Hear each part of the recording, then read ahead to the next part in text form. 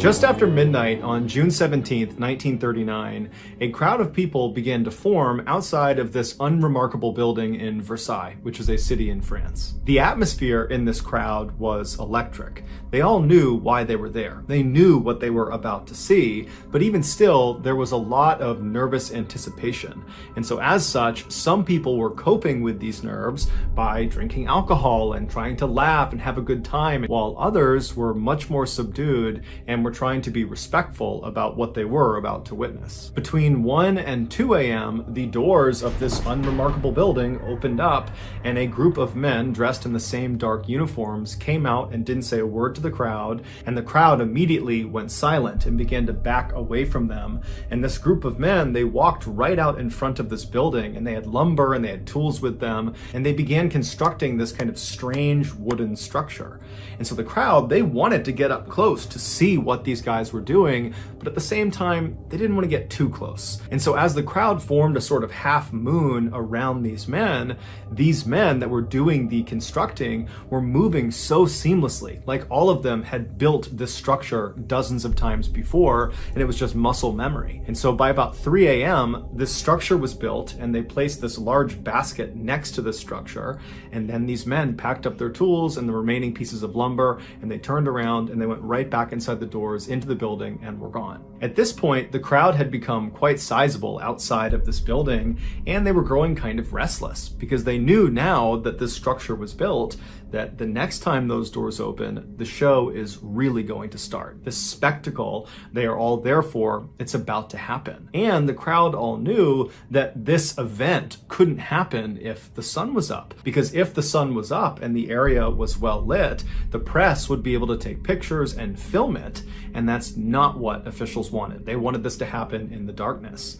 But for whatever reason, things seemed to be getting delayed inside of this building. And so the crowd was just getting more and more restless. People are getting more and more drunk, and they're getting louder and more disruptive and boisterous. And then around 4:45 a.m., the sun had come up. And so the press was out in full force with their cameras trained at the doors of this building. And so the crowd really at this point is not actually expecting this event to take place, because at this point, it just seems totally unlikely. But at 4:50 a.m., those doors swung open, and standing in the threshold was 31-year-old Eugene Weidman, who was a convicted serial killer. His arms were tied behind his back, and the collar of his white shirt had been tucked down inside because they needed his neck to be free and clear because he was about to be beheaded.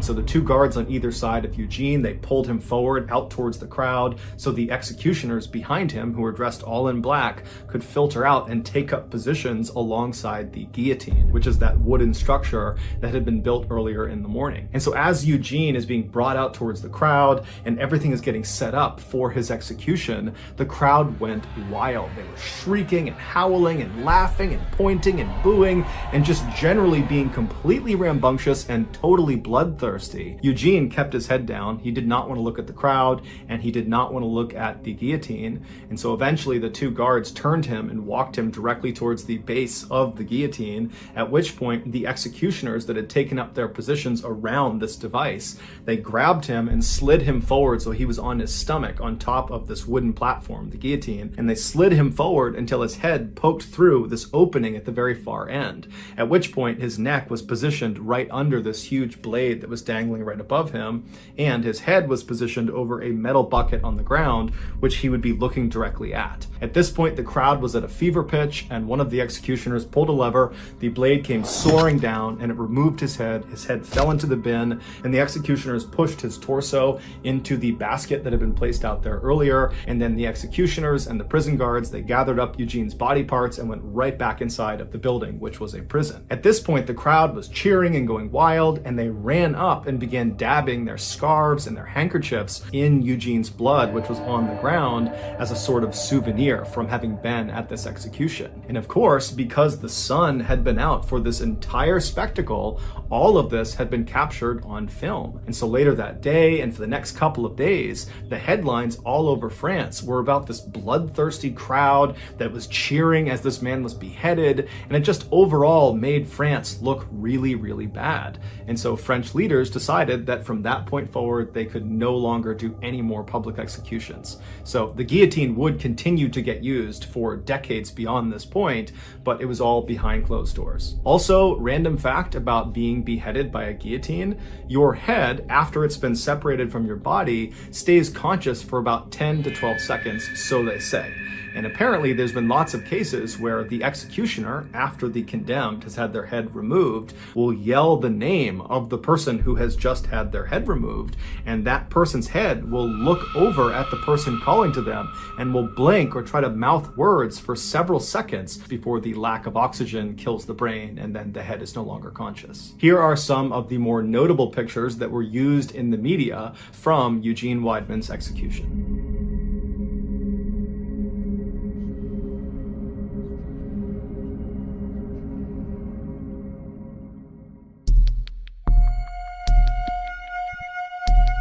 In the early 1900s, Eben Byers was a man who other people envied. He was born into a very wealthy family in New York City. He attended Yale University in Connecticut, which is a very prestigious Ivy League university, and he was devilishly handsome. After his college graduation, he didn't need a job because his family was so rich, and so instead he focused his time on a passion of his, which was golfing. And in time, he became this world-class golfer, going so far as to win the 1906 U.S. Amateur Tournament, which is the biggest amateur golf tournament in the world that most of the winners go on to become professional golfers.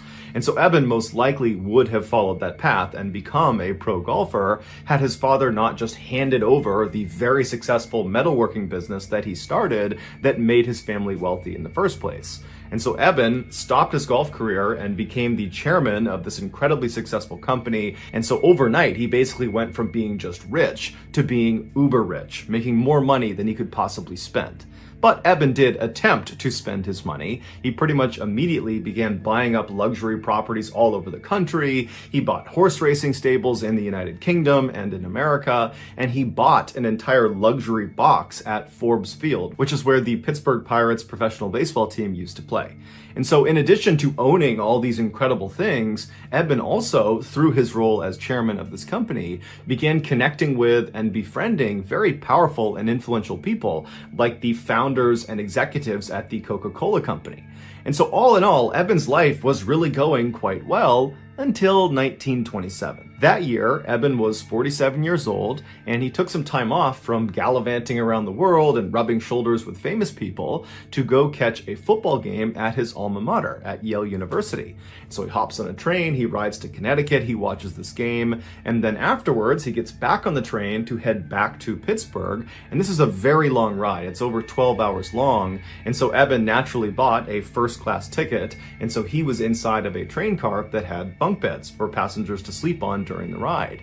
And so Eben climbed into a top bunk and he fell asleep. A few hours later, after the train is well on its way to Pittsburgh, Eben, in his sleep, manages to roll to the side of the bed and actually falls out of his bed onto the ground.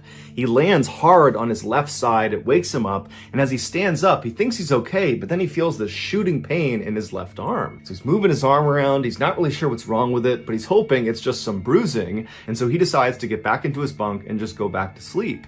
And so he manages to fall asleep despite the pain, and then when they roll into the station in Pittsburgh several hours later, he wakes up and right away he feels that pain in his left arm. And so after getting off the train and going back to his house and dropping off his luggage, he went right to his physical therapist's office to ask him if there was anything he could do to help with the pain in his arm. And so the physical therapist examines Eben's shoulder and determines that, there's no structural damage to his arm, but obviously Eben is in pain. And so he says, look, there's a new product that came online that's quite expensive, but since you're a man of means, maybe it's something you want to consider. It's called Radithor, and it's supposed to dull aches and pains, and it's supposed to give you this huge boost of energy.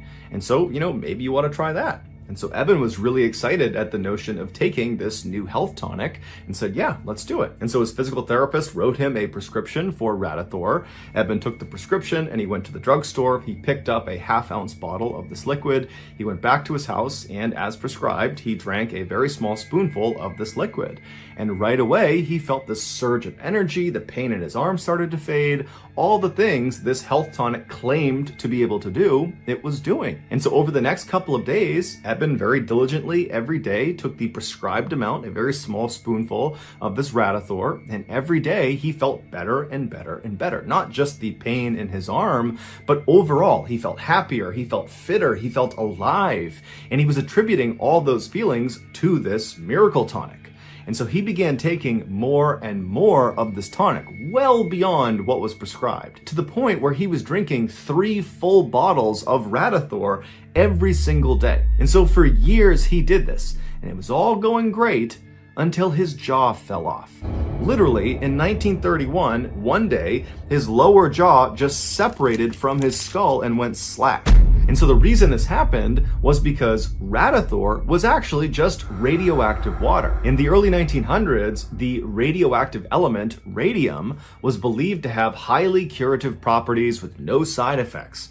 And so naturally, at the time, dozens of health products were created with radium being their main ingredient. And Radithor was one of those products. It was literally just water and radium. And so after consuming over 1,400 bottles of Radithor over a 3-year period, Eben's body was finally just starting to disintegrate from the inside out. After he had his jaw surgically removed, along with large portions of his upper jaw, the rest of his body also just began to crumble. And so by the end of 1931, when his story was making headlines all around the world about the dangers of Radithor, and really more specifically the dangers of radium, Eben had become completely bedridden, and his skull was now beginning to disintegrate. There were holes forming all over his skull that were exposing portions of his brain. And so by 1932, Eben was dead. Eben was buried in Pittsburgh, and he was buried inside of a lead-lined coffin that was designed to absorb any of the radiation emitting from his bones. And then 30 years after he was buried, so in 1965, scientists actually exhumed his skeleton to see if it was still emitting radiation. And they determined it was still emitting the same levels of radiation as when he died.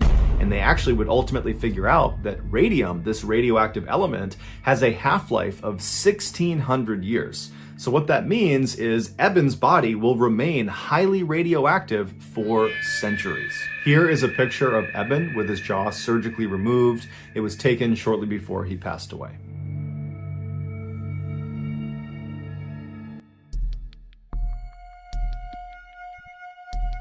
There is still some debate about what exactly happened in this story that I'm about to share with you. And so for transparency, in this video, I am going to rely on the narrative that was presented in court by the defendant. And so with that in mind, here we go. On the afternoon of December 3rd, 2012, a freelance photographer working for the New York Post newspaper named Umar Abbasi was walking down the stairs of the 49th Street subway station in New York City. This very busy station is located only a few blocks away from the very famous Times Square. And so after Umar made his way down to this underground subway station, he walked over to one of the big automated kiosks that looks like an ATM, and he purchased a subway ticket. And then with his ticket, he walked over to the turnstiles. He slid his ticket through the slot, pushed past the turnstiles, and was now standing out on the actual train platform. And from where Umar was standing, this platform basically was like a huge sidewalk that stretched all the way to his right a couple hundred feet and all the way to his left a couple hundred feet. And in front of this platform were the actual tracks down below, because the train, when it came out of the tunnel, it would actually come right up alongside this platform with almost no clearance between the platform and the train. As such, the leading edge of the platform, basically the lip of the train platform that's closest to the train tracks, has this big yellow line painted all across it to keep commuters from standing too close to the edge, because if a train came through, they could actually get hit by the train. And so as Umar is standing on this platform and he's looking left and right, it's totally crowded with people, and they're all kind of tucked back against the wall away from this yellow line. And so Umar decides he's going to turn right and wait at the right end of the platform, just because he saw down at the far end there appeared to be a gap in people, and he figured he could stand right there. And so Umar begins navigating past all of these people on the right side of the platform, and for the most part, everyone he is passing either has their head buried in their phone, or they're listening to music, or both. Because the thing about riding trains, especially trains in busy cities, is none of the commuters want to talk to anybody else. They want to be completely left alone. And so as Umar is walking, everyone was basically doing that. But at some point, he did pass two people that were engaged in a pretty heated conversation. Umar had no idea what they were arguing about, or if they were even arguing at all. He didn't know who these people were, but he took mental note of the fact that two men were kind of bickering with each other. And so he walked past them, didn't give it much of a second thought, and he arrived at a gap in the gaggle of people waiting for the train. And there he just stood well back of the yellow line, where he pulled out his camera and began clicking through the images he had taken earlier in the day at an earlier photo shoot. And so as he's clicking through these pictures, he starts to notice that those two men who had been bickering before are now straight up yelling at each other. They're screaming obscenities at each other. It's not clear who's fighting about what or who was the aggressor, but it's very obvious that at this point they're fighting. And so Umar looked away from his camera and looked left down the platform towards these two guys. And so these two guys are about 100 to 125 feet away from him. And all the people that were standing in the vicinity of these two men are beginning to migrate away from them. They just don't want anything to do with them. Because the thing about being in subways, especially in cities like New York, is there's lots of people that go down into these train stations that are inebriated or mentally unstable. And so very strange and bad behavior is just kind of a normal thing, and people tend to just kind of ignore it. And so that's what's happening. People are kind of walking away from these two fighting men, doing their best to pretend it's not happening. And so Umar spent a couple more seconds staring down the platform at these two men, but eventually just shrugged and thought, you know what, whatever problems they have, they're not mine. And so Umar went back to his camera and continued to click through his pictures, when all of a sudden he hears a scream coming from the left side of the platform. But it was not a scream that sounded like it came from either of these two men. And so Umar looked up from his camera and looked left down the platform, and now he just sees chaos. It's people running away from these two men. People are running to get away from whatever is happening around them. And so Umar's thinking these men must have come to blows and they're now fighting actively, physically with each other. But when finally the crowd kind of cleared for a second, he saw a woman pointing down at the train tracks right in front of where those two men had been standing. And so Umar looks at the woman and he follows her finger down onto the tracks, and he sees there is now a man, one of the two men who had been fighting, laying face down on the train tracks. And then, to Umar's horror, he looks up down the tunnel where the train would come out of, and he sees the headlights of the train. It is now coming into the station. And so Umar starts running down the platform to try to get to this man to pull him out of the tracks. And as he's running, he pulls out his camera and he turns the flash on and he holds the shutter down and he aims it at the train conductor to hope the flashing of his camera will alert the train conductor to put on the emergency brake and stop the train before he hits this guy down on the tracks. And so as Umar is running, trying to signal this train conductor, the man down on the tracks tries to stand up, and Umar sees he's really struggling to stand. And when he finally gets up, he turns and he grabs the edge of the platform and he tries to pull himself up and out of the tracks, but he doesn't have the strength or the coordination. And as Umar is getting closer and closer, but he's still too far away to help, he sees that this guy down on the tracks is not going to be able to get out of there before the train hits him. And so Umar finally comes to a stop and he watches as this man down on the tracks lets go of the lip of this platform and just turns and faces the train like he knows what's about to happen. And then seconds later, the train, although it did try to stop, impacted this man and killed him instantly. The man's name was Kaisar Khan, and he was 58 years old. When the police finally showed up, they arrested the other man who Han had been fighting with. He was a 30-year-old named Naeem Davis, and Davis would actually tell police that he had been fighting with Han and he had pushed him onto the tracks, but it was in self-defense. However, that self-defense story didn't stop him from being charged with murder. While Davis sat in jail waiting for his trial, the media and the public at large had already come to the conclusion that Davis was guilty. And this was due in large part to a particular picture. As Umar was running down the platform, holding up his camera, holding the flash down, trying to flag the train conductor to get him to stop, Umar was also taking dozens and dozens of pictures. And those pictures were of Han right before he was struck by the train. And so after Umar ultimately discovered he had taken these pictures, he gave them to his employer, the New York Post newspaper, and the day after the incident, they ran on the front page a picture of Han right before he's about to be killed with the headline, "Doomed." And so once the public saw this picture, nobody could believe that Davis was anything other than a cold-blooded killer for pushing this poor innocent man onto the tracks. But as it would turn out, nearly 5 years later, when Davis did finally get his trial, he was acquitted of all charges because it turned out Hahn was very drunk and had picked a fight with Davis, and Davis was filmed on more than one occasion on the platform trying to get Hahn to leave him alone. And so finally, after Hahn began making death threats and then grabbed Davis's shoulder, Davis turned around and pushed him, and Hahn, being drunk, stumbled and fell backwards onto the tracks and then was ultimately killed. Here is the infamous photo of Hahn on the cover of the New York Post newspaper. On the afternoon of Friday, February 7th, 2003, a 52-year-old woman named Monique Lejeune cleared the table after lunch at her house in Cologne, France. Her husband, Claude, and two of her adult sons, Franck and Pascal, were at the table, and while Monique cleaned up, the men talked over what they needed to pack for the overnight trip they were about to take. They were heading to a family gathering near Paris, about 3.5 hours away, to celebrate Claude's sister-in-law's retirement. Monique was not going to go, and she had told her family it was because somebody had to stay home with their 4 dogs. And that was true, but there also was another real reason why Monique did not want to be there. And it was because she just didn't get along very well with Claude's family.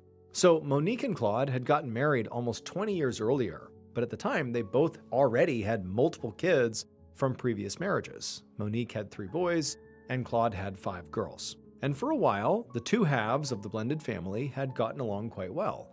But over time, there were some personality clashes between Monique and her 5 stepdaughters. When Monique and Claude got married, all 5 girls were at least teenagers, if not in their 20s. And so while they sort of accepted Monique as being part of their lives, they just couldn't view her as an actual motherly figure. You know, they were already close with their actual mother, Claude's ex-wife Beatrice, and so that was their mother, and Monique was like the add-on. Then, in 1993, one of Claude's grandsons, so one of his daughter's children, had accused Monique's eldest son, Jean-Luc, of sexually abusing him, and that had completely ripped the family apart. Now, this was never reported to the police, so there was no actual investigation into whether this really happened or not. But Claude's 5 daughters and Claude's ex-wife Beatrice had fully believed the grandson. And Monique had defended her son, Jean-Luc, and Claude was kind of stuck in the middle of it. And it had gotten so ugly that the two sides of the family had just stopped talking to each other for a whole year. And so now the whole family was basically back on speaking terms as they were getting ready for this retirement party, but it was still extremely uncomfortable and tense. And so that is why Monique was not going to go, and also why her son, Jean-Luc, was not going to go as well. Finally, around 3 p.m., as Claude and the 2 sons wheeled their suitcases out to the car, Monique went to the front door and she said goodbye to them and then watched as they hopped in the car and drove off. A few hours later, around 6:30 p.m., Monique heard a knock on the front door, and when she opened it, it was her son Jean-Luc, and he was standing there holding up his bicycle. He told his mom he was just stopping by on his way home from work. And she said, "Great, come on in." And so Jean-Luc left his bike outside and he walked in, and as he was taking off his coat, he mentioned to his mother that her neighbor across the street, whose name was Henri, had clearly been watching Jean-Luc when he rolled up, like he was basically spying on him. And Monique actually kind of was spooked by that, because Henri was a bit of a loose cannon. For example, anytime anybody parked their car in front of Henri's house, he would shamelessly vandalize their vehicle by slashing their tires or pouring oil all over their car. I mean, the guy just didn't care. In fact, over the years, there had been several heated arguments between Monique and her sons and Henri about parking. And in fact, one of those arguments had even escalated into a physical fight. But since Jean-Luc had shown up tonight without a car, he rode his bike here, Monique just hoped that, whatever issues Henri had, that it wouldn't go anywhere, because there's no car in front of his property, like, we didn't do anything, leave us alone.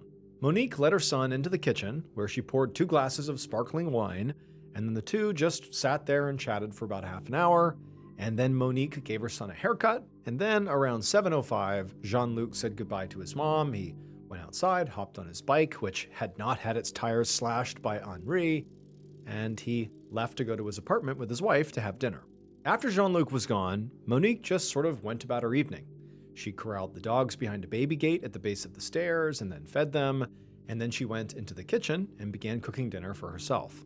But then, a little while later, at around 7:30 p.m., Monique heard another knock on the door.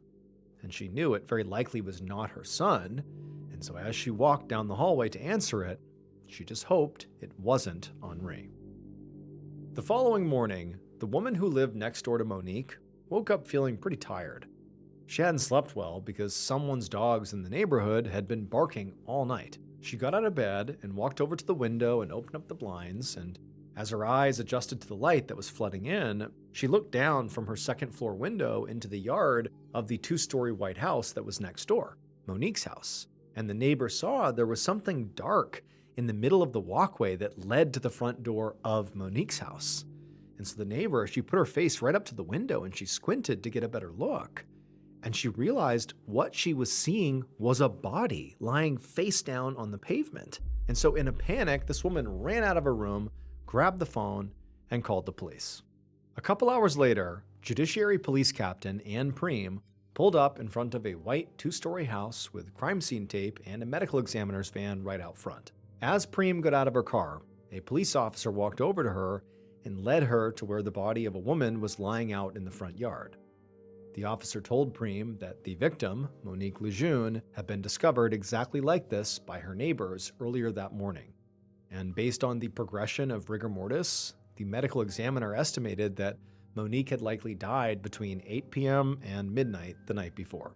Preem bent down to get a better look at the body, but even before getting up close, she knew this woman had sustained just gruesome injuries.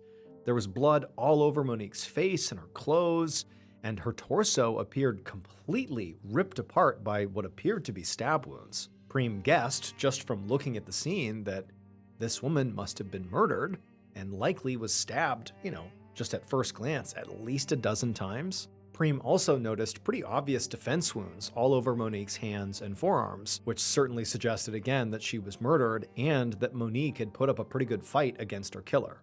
And so after a few more moments of just kind of looking over the body, Preem stood back up and asked the officer if the neighbors had seen or heard anything unusual the night before. And the officer said no, aside from the fact that Monique's dogs, she had 4 dogs, had been barking nonstop really the whole night, starting at around 8 p.m. Preem nodded and thanked the officer, and then she made her way over to the front door of the house to look to see if there was any signs of forced entry as the door was closed. When she got there, she didn't see any signs, but she did see a bloody handprint on the outside wall near the door. And then when Preem turned the handle of the door and opened it up, she saw this hallway inside that was absolutely covered in blood. And so Preem very carefully stepped inside, trying to avoid stepping in the blood or tracking any prints anywhere.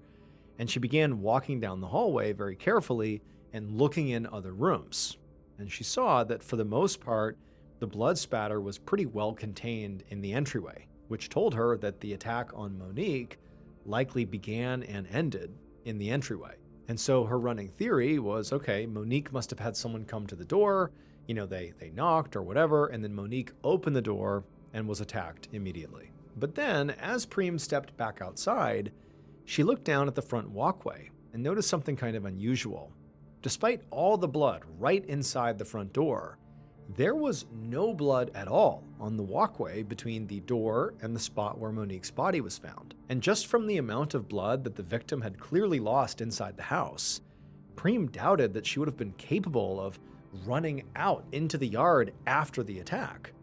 So she had to wonder if maybe the body had been moved post-mortem. And Monique was a large woman, so if her killer had been able to overpower her, one, and then also move her body such a far distance after she was dead, Preem assumed that whoever her killer was likely pretty strong.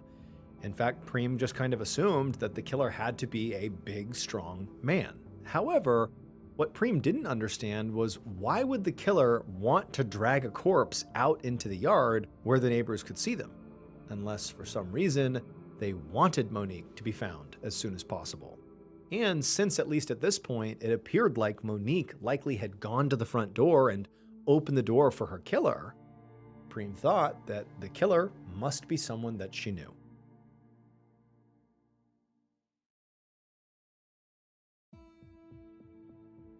Around noon on that same day, so February 8th, 2003, Police Captain Anne Preem was about to go next door and speak to one of Monique's neighbors herself when suddenly a car pulled up at the curb and 3 men climbed out looking completely shocked and very concerned. By this point, Preem had learned from the neighbors that Monique had a husband and also adult sons, and so Preem assumed that these men must be them. So right away, Preem hurried down the walkway to cut the men off, to keep them from entering the crime scene. And the 3 men, they just began crowding around her, asking her, like, what's going on? Where's Monique? What's happened? And she told them that, unfortunately, Monique had been stabbed to death. And at first, all 3 of them just went completely silent. And then one of them, one of the sons, just began to cry. Preem then told them that they couldn't go into the house because it was still an active crime scene. So instead, she led them over to the curb and they all sat down. Preem could tell the men were in shock because as much as one man was crying, it just seemed like they couldn't even process what they were told. But it was important to find out what Monique's family knew as soon as possible. So Preem pulled out a notepad and gently asked them about the last time they had seen Monique. The husband, Claude, said that they had all left the house around 3 p.m. the previous afternoon, leaving Monique at home alone. They said they had gone to a family gathering near Paris that evening and stayed overnight, and they'd only now just gotten back into town and they'd seen this whole scene out front, the police tape and police, they had no idea what was going on. Eventually, Preem asked Claude to tell him all the names of all the people in their family, all their adult children, Claude's ex-wife, Monique's ex-husband, everybody. But as Claude was giving this information, he told her that he just couldn't imagine anybody in the family being involved in this. Preem nodded, but she knew that it was entirely possible that family was involved. I mean, unfortunately, this stuff does happen. But she didn't give that off. Instead, she just said, well, can you think of anyone who would want to hurt Monique? And Claude thought about it and just said no. She lived a pretty normal and uneventful life. But then one of the sons piped up and mentioned that actually there might be someone. He said her neighbor, Henri, and he pointed across the street at the house. A minute later, Preem was knocking on the front door of Henri's house. And after a few seconds, a middle-aged man answered the door. And he was very curious about what was going on across the street. And eventually, Preem told him that, well, your neighbor Monique has been murdered. And when she said that, Henri smiled. So immediately, alarm bells are going off in Preem's head. She's thinking this guy is very suspicious. And she asked him, can I come in and look around then? And Henri didn't even seem surprised by this request. It was like he already knew he was going to be looked at as a suspect and said, sure, come on in. So he stepped aside and Preem came in and began searching every room in the house, the living room, the kitchen, the upstairs bedrooms. But despite looking everywhere, she didn't find any traces of blood or really anything else suspicious or unusual. So eventually, Preem made her way back into the living room where Henri was waiting, and she asked him, where were you the previous evening? And he told her very casually that, well, he and his wife were home. They were here. Preem thought this was a pretty weak alibi, but she made a mental note to follow up with the wife and confirm it later. Next, Preem asked Henri if he had seen or heard anything out of the ordinary the night before.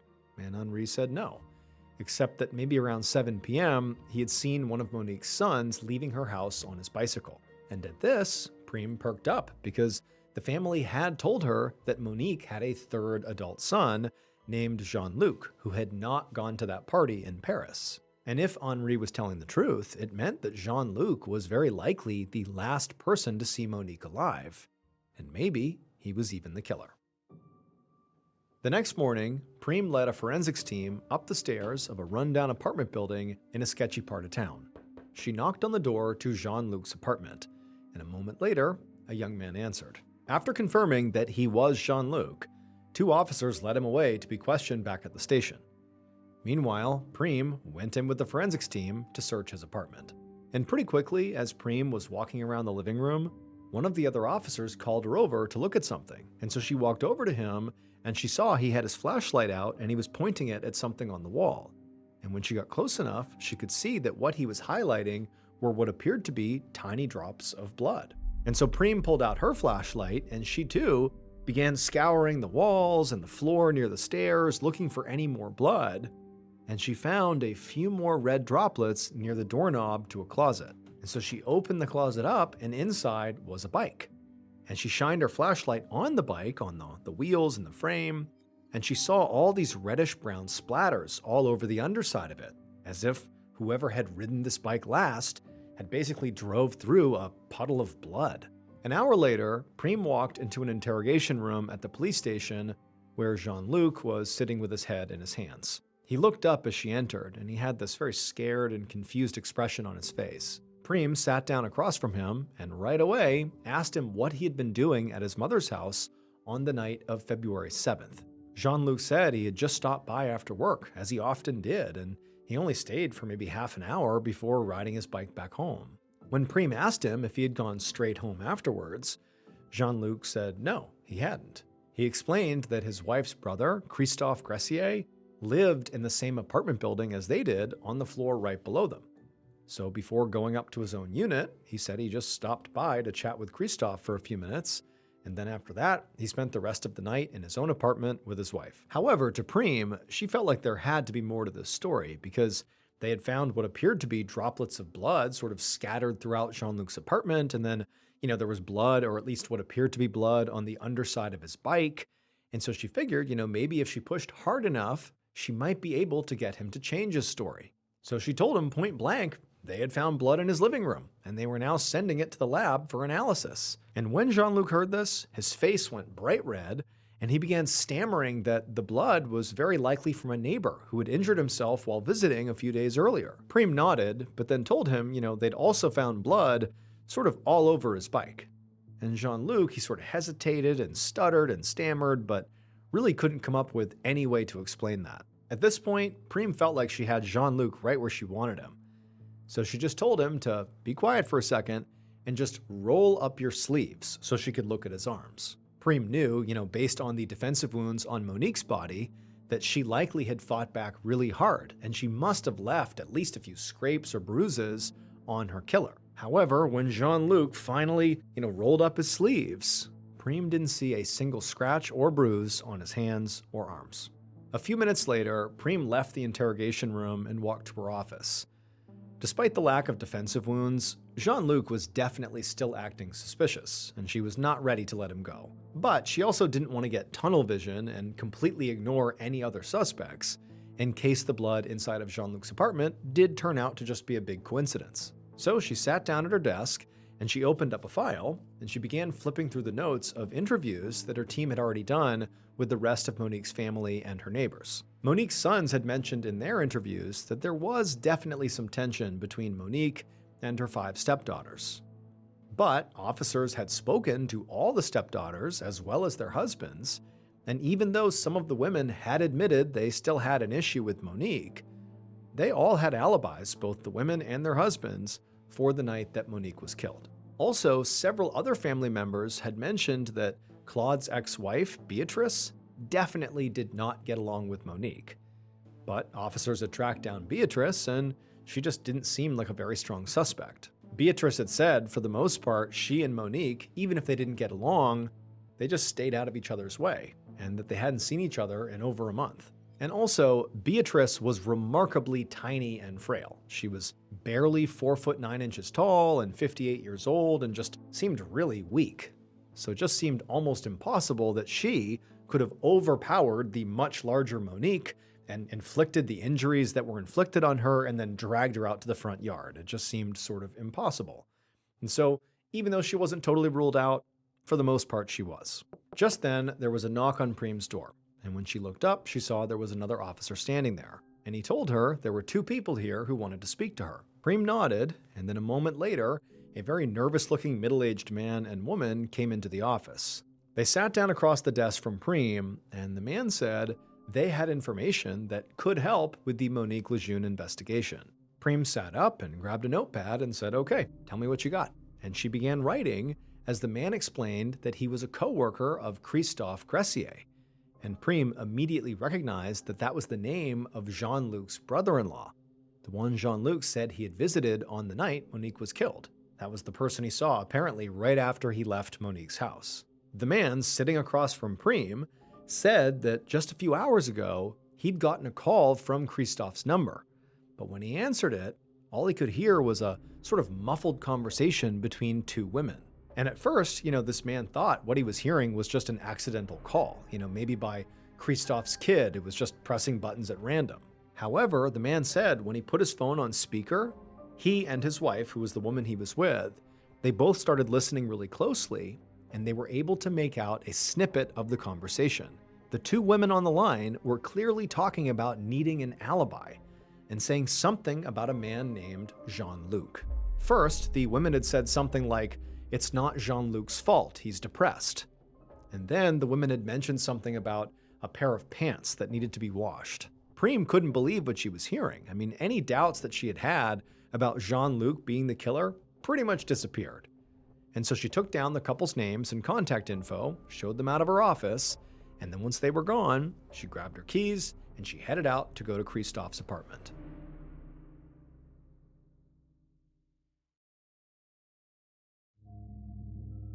Now, by this point, Christoph had already been taken into custody and questioned, and he had completely denied knowing anything about Monique's murder or the phone call that was apparently made from his number.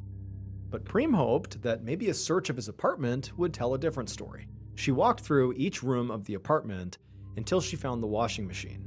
And there, she put on a pair of latex gloves, and she reached inside the washing machine, and she pulled out a pair of pants that were still damp, as if they had just been washed earlier that day. And she held these pants up and kind of put them in the light, and she could see clearly there was a brownish stain on them.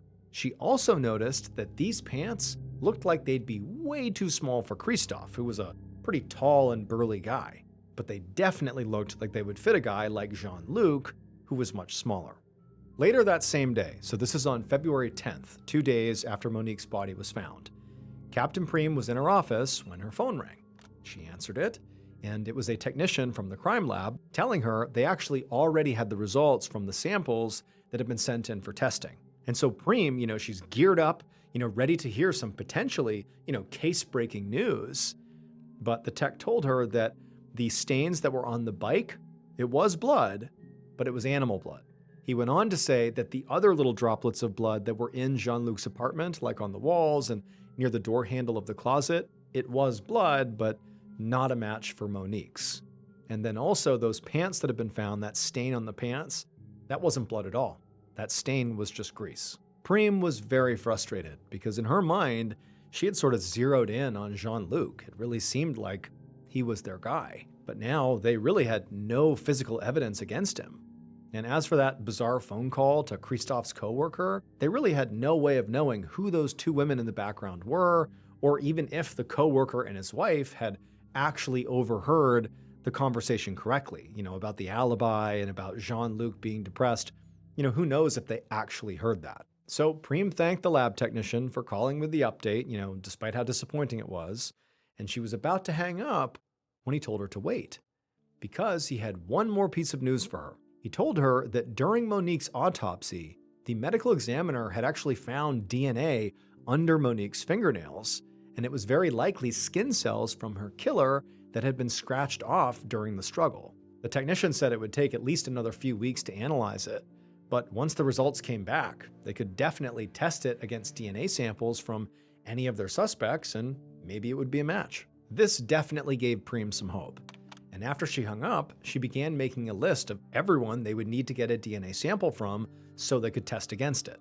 She definitely knew she would need one from Jean-Luc and Christoph, and then also that neighbor Henri seemed like a strong suspect too. Prem had actually spoken to Henri's wife and confirmed that, at least according to her, they were together that whole night Monique was killed, but she also knew that spouses were very likely to lie for each other, so it was a flimsy alibi. So at this point, Prem felt like she definitely had 3 good potential suspects to get DNA from. But realistically, that was where her list ended. The rest of Monique's family had been ruled out by this point, and none of the other neighbors really seemed like suspects. And by all accounts, Monique lived a pretty quiet suburban life and just didn't really get into trouble with anyone, so there really was no one else. And so to Prem, it just felt like something was missing here. Like, in the time I have between now and when the analysis is done on that DNA underneath Monique's fingernails, I need to see if there's something I've missed. And so over the next few weeks, That's what Preem did. She pored over all the evidence they'd collected, and she re-interviewed all the family members and spoke to all the neighbors. But despite this huge effort, nothing new came up that brought any other suspects into view. However, at the same time, this is early March by this point, maybe 3-4 weeks after the tech had said they would test this DNA, Preem got another call from the crime lab, and the technician said that the DNA analysis had come back. And even before they tested it against any specific suspects, the results were already enough to narrow down the field significantly. And when Preem heard what the tech had to say about the analysis so far, she realized that this was, in fact, the missing piece of information that she needed. Based on this revelatory DNA evidence and also an eventual confession by the killer, this is what police believe happened to Monique Lejeune on the night of February 7th, 2003. The killer walked up to Monique's front door and knocked, and a few seconds later, the door opened and Monique was standing there. But instead of inviting the killer inside, Monique just kind of crossed her arms and stared. At this point, the killer began to speak. However, what was supposed to be a polite conversation quickly escalated into an argument, with both of them hurling insults back and forth.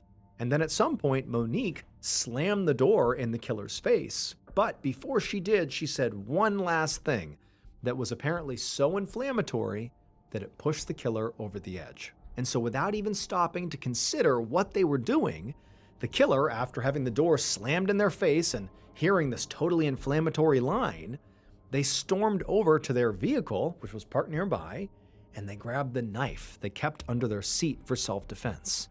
And they carried that knife right back to the front door and knocked again. And as soon as the door opened, the killer pushed their way inside, and with a surge of rage, they just started stabbing. But Monique was very strong and big, and she knocked the killer to the ground and actually pinned them there. But the killer managed to wrestle their arm free that was holding the knife. But Monique, she kept fighting back. I mean, this was an epic struggle.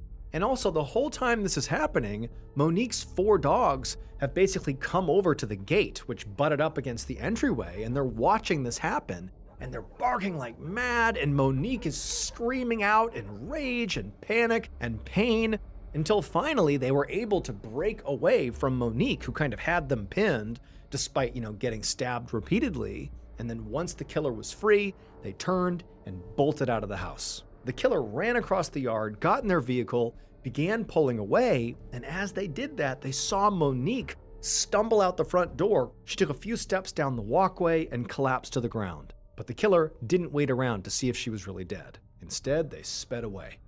And then they stopped at a supermarket parking lot and threw the murder weapon, the knife, in a trash can. And then the killer went home, and they burned their bloodstained clothes in their stove. They thought that would be enough to destroy any evidence linking them to this crime, especially considering the fact that they knew they were like the last person anybody would suspect of such a horrible, violent murder. It would turn out the killer was the 4-foot 9-inch tall, tiny, frail Beatrice Matisse, Claude's 58-year-old ex-wife. In her confession to police, she claimed she had gone to Monique's house that night to finally, bury the hatchet after years of feuding between the two sides of Claude's family. But she said the bad blood ran way too deep, and when Monique apparently insulted Beatrice's daughters, that was the last inflammatory line as she shut the door, Beatrice said she snapped. Beatrice had actually been ruled out as a suspect primarily because she was really, really small, like too small to have overpowered Monique and then to have potentially moved her body out to the front yard. But it would turn out Monique's body was not moved at all. She stumbled out herself. Monique was apparently so full of adrenaline after getting attacked that she had managed to, chase Beatrice out of the house before she collapsed and died. And keep in mind, she did that after being stabbed over 50 times and losing an immense amount of blood inside. And because Monique had fought back so fiercely, she had managed to get traces of Beatrice's DNA under her fingernails. And so right away, the DNA analysis showed that their killer was a woman.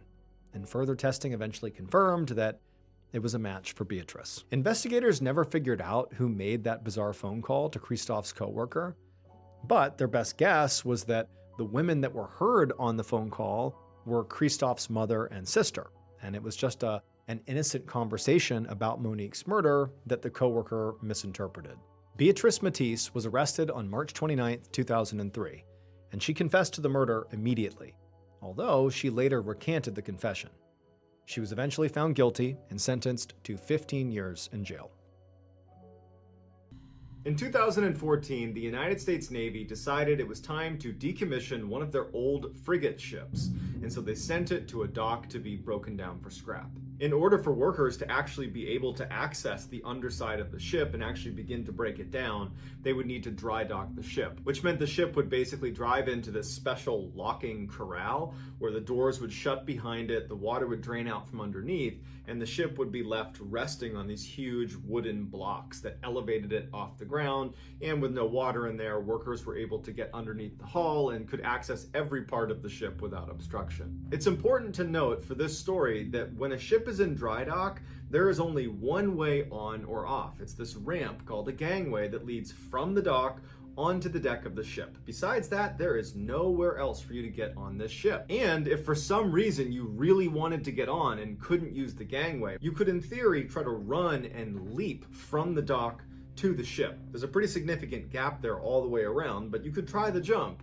But if you weren't successful at grabbing onto the ship, you would fall multiple stories, probably to your death, because there's no water in the dry dock. So this old frigate ship that was being decommissioned was officially dry docked in July of 2014. The first group of people that went on board the ship to begin dismantling it were military personnel. They were in charge of removing all of the sensitive equipment before civilians were allowed to go on board. The military personnel begin to wrap up, and it's getting late in the day, and they tell the foreman, who's in charge of all of the civilian workers that are going to be going on and finishing this decommissioning of this ship, they go to the foreman and they say, hey, we're done, we're wrapped up for the night, your workers are good to go, they can get on here tomorrow. The foreman would send a message to his boss that night, letting him know that they were on track to start work the next day.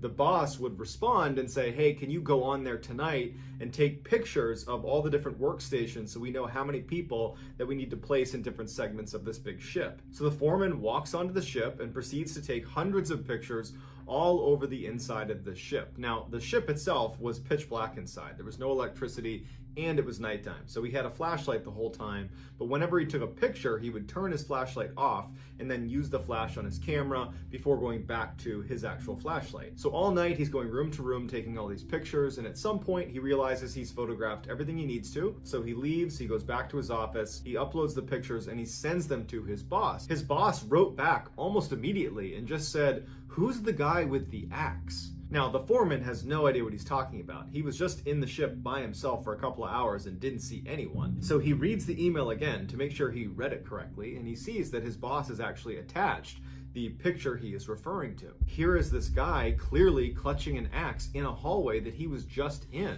And even creepier is the foreman is looking at where this picture was taken, and it was relatively early on in his photo shoot. And he had walked past the exact area where this guy is poking his head out of, which means the whole time he was down there, this guy with an axe was there with him. They review the security footage of a camera that was aimed directly at the ramp, the one entrance in and out of this ship. And from the time the foreman left, no one else left. So they don't know how he got on or how he got off without being detected, but somehow he did.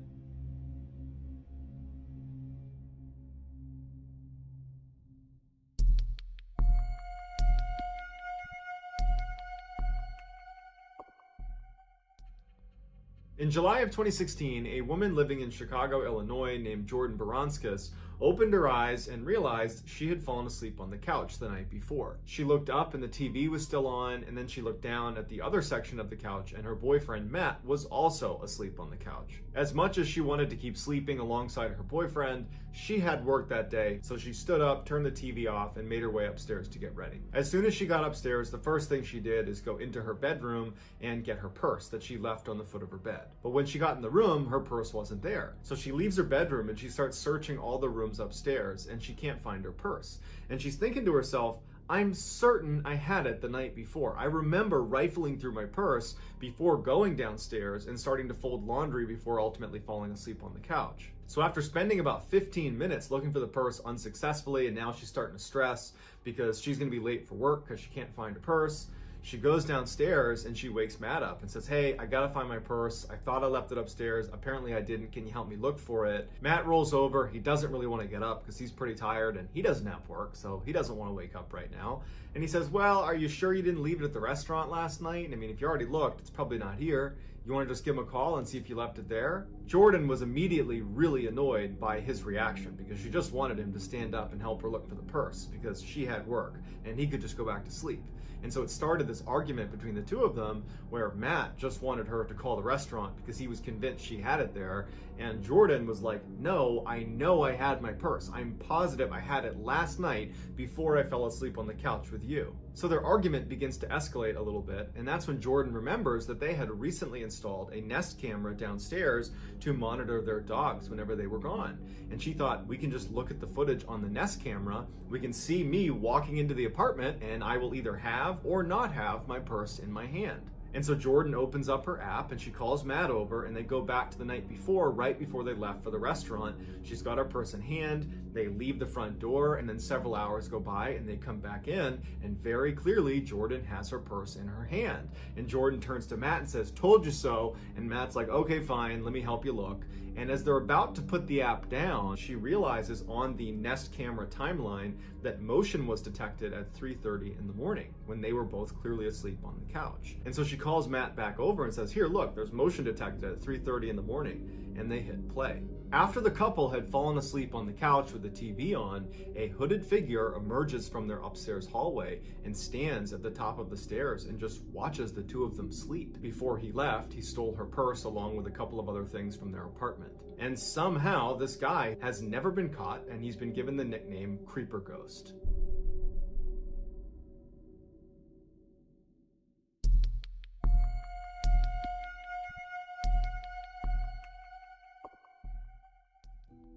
In early 1974, 31-year-old Michael Taylor was living happily with his wife Christine and their 5 children in Ossett, which is a small town in central England. Michael was described as a great father and a great husband who had an excellent sense of humor.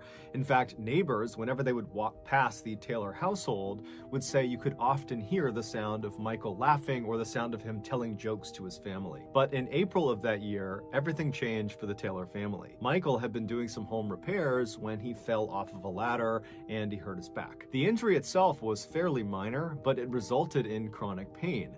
And this chronic pain quickly changed how Michael behaved. Michael went from being this cheerful, funny, happy guy to being sad and depressed. And he was so irritable that his family could barely be around him because he would lash out at them. Now, the Taylor family was not a religious family. However, most families who lived in Ossett at that time were. And so when one of Michael's friends found out about how poorly Michael was doing, they approached Michael and said, "You know, you really ought to turn to religion for help and for guidance in this difficult time." And they also told him specifically that he really ought to check out this one particular Christian group.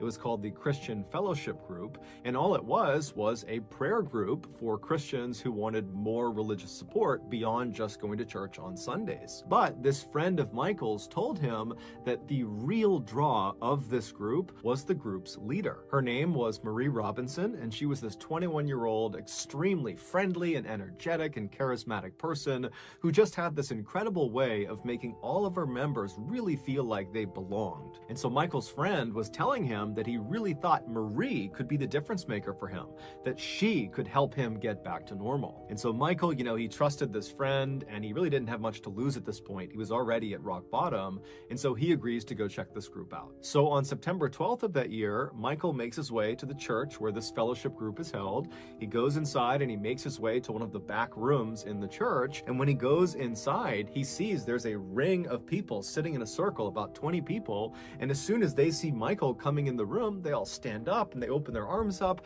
and they say, "Come on, come sit down with us. Welcome to the group." And then the woman who had to be Marie, she stands up and she looks at Michael, huge smile on her face, and she encourages him to come over and sit right next to me. "Welcome, we'd love to have you join our group." And so Michael, for the first time in ages, is smiling as he strides across the room and sits down right next to Marie. And then as Marie Marie began to lead the group in prayer, Michael did not feel his chronic pain. He just felt happy again. But when the meeting was over and Michael went back home again, the pain and depression came flooding back. It was like the only place he could be happy was inside of the church at this fellowship group.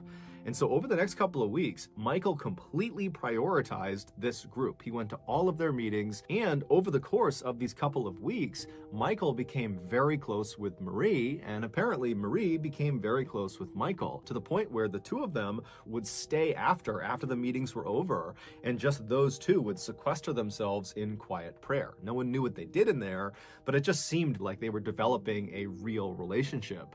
And in fact, many people in this group suspected they were having an affair. And before long, the rumors in the church had spread outside and were all over Ossett.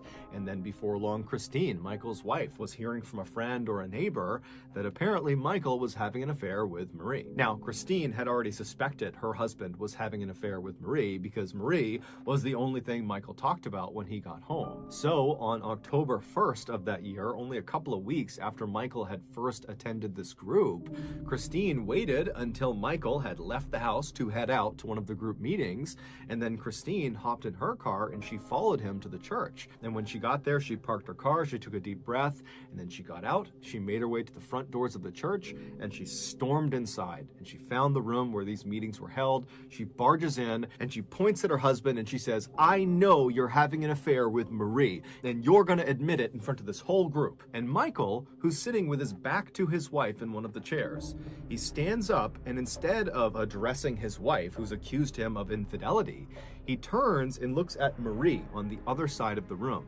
And when Marie made eye contact with Michael, she screamed. She would later say Michael did not look human. He looked like a beast and he had wild eyes. And so as Michael is standing there staring at Marie with this very aggressive face, he began breaking out in tongues. Speaking in tongues is where the speaker will be saying or uttering words or sounds that sound like language, but the speaker doesn't know what they mean.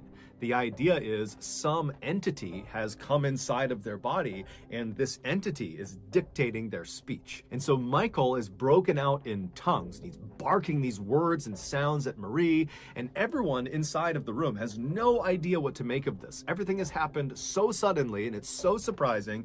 You have the wife suddenly coming in and aggressively accusing her husband of cheating, and Michael is not responding to it and he's acting totally crazy. And then before anyone can do anything, Michael goes from just barking in strange languages at Marie to suddenly rushing across the room as if he's going to attack her.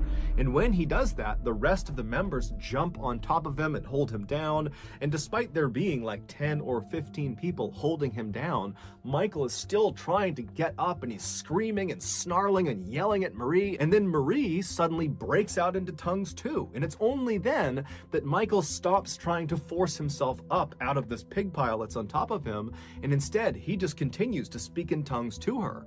And so the two of them are looking at each other speaking in tongues, and the rest of the group is just totally dumbfounded, and so they just begin praying. And then after about an hour, Michael just collapses. It's like he went unconscious.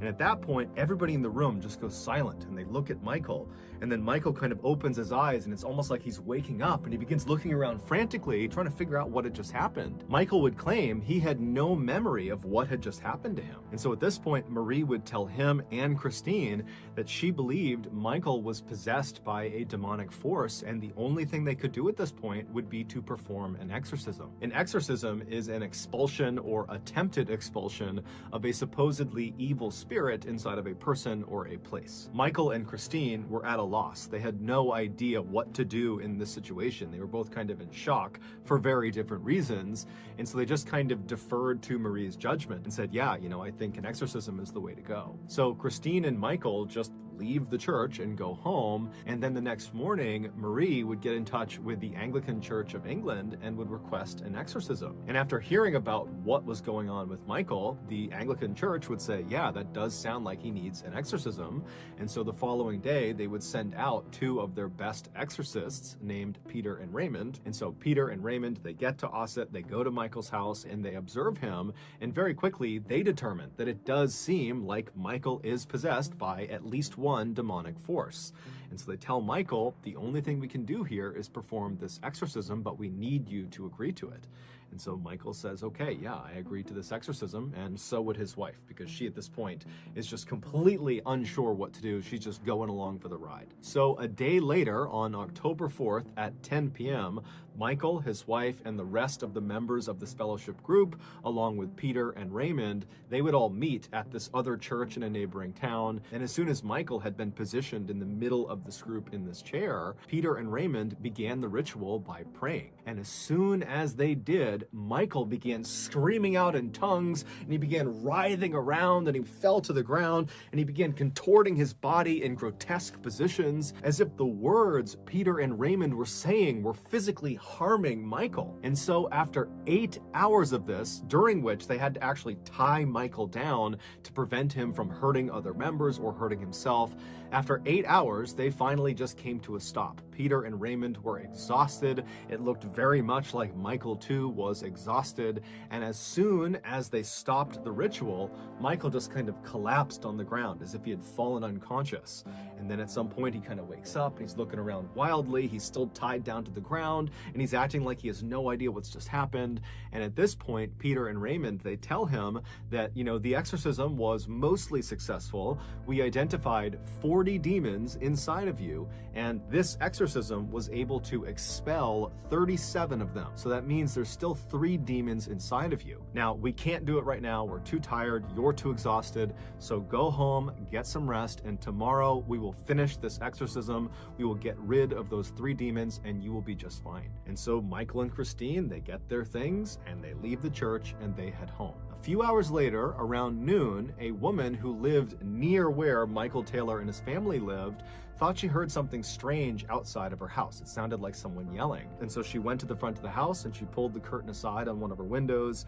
And outside, walking down the street completely naked, covered in blood, was Michael Taylor. And he was saying something about Satan. And so this woman, she calls the police. The police show up and they find Michael. He had curled up on the sidewalk outside of this woman's house, and he was giggling like a child in the fetal position. And so the police approach him, and at some point Michael apparently snaps out of it, and he starts looking up at the police like he has no idea what's going on. And eventually they would get him to tell them his name and where he lived. And so after calling in backup to deal with Michael, the responding officers made their way to Michael's residence. And so they go inside, and immediately, as soon as they see what's in there, one of the officers just turns around and runs outside and begins dry heaving. The inside of the Taylor family home would become one of the most infamous crime scenes in English history. A few hours earlier, when Michael and his wife had come home from the exorcism, they had gone inside, and then Michael had fallen into one of his trances and began beating his wife. And then at some point she fell to the ground and either was dead or was in the process of dying,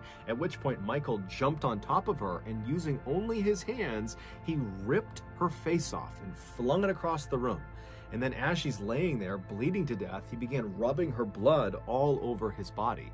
And then after she had finally died, he tracked down the family dog and killed the dog as well. Fortunately, their 5 children were not home at the time of this attack, and so they were unharmed. During Michael's trial, the prosecution and the defense blamed the Anglican Church of England and Marie and her religious group for effectively convincing Michael he was possessed with demons, which caused him to act out violently and kill his wife. And so ultimately, Michael would be found not guilty by reason of insanity, and after only 4 years of psychiatric care, he was released. And today, he is still living free in Ossett. But despite the legal outcomes of this case, there are many people, both religious and not religious, who believe the Michael Taylor case is one of the only true demonic possession cases in modern history. Also, just to close the loop, we don't know for sure if Michael and Marie were having an affair, but it is assumed they were.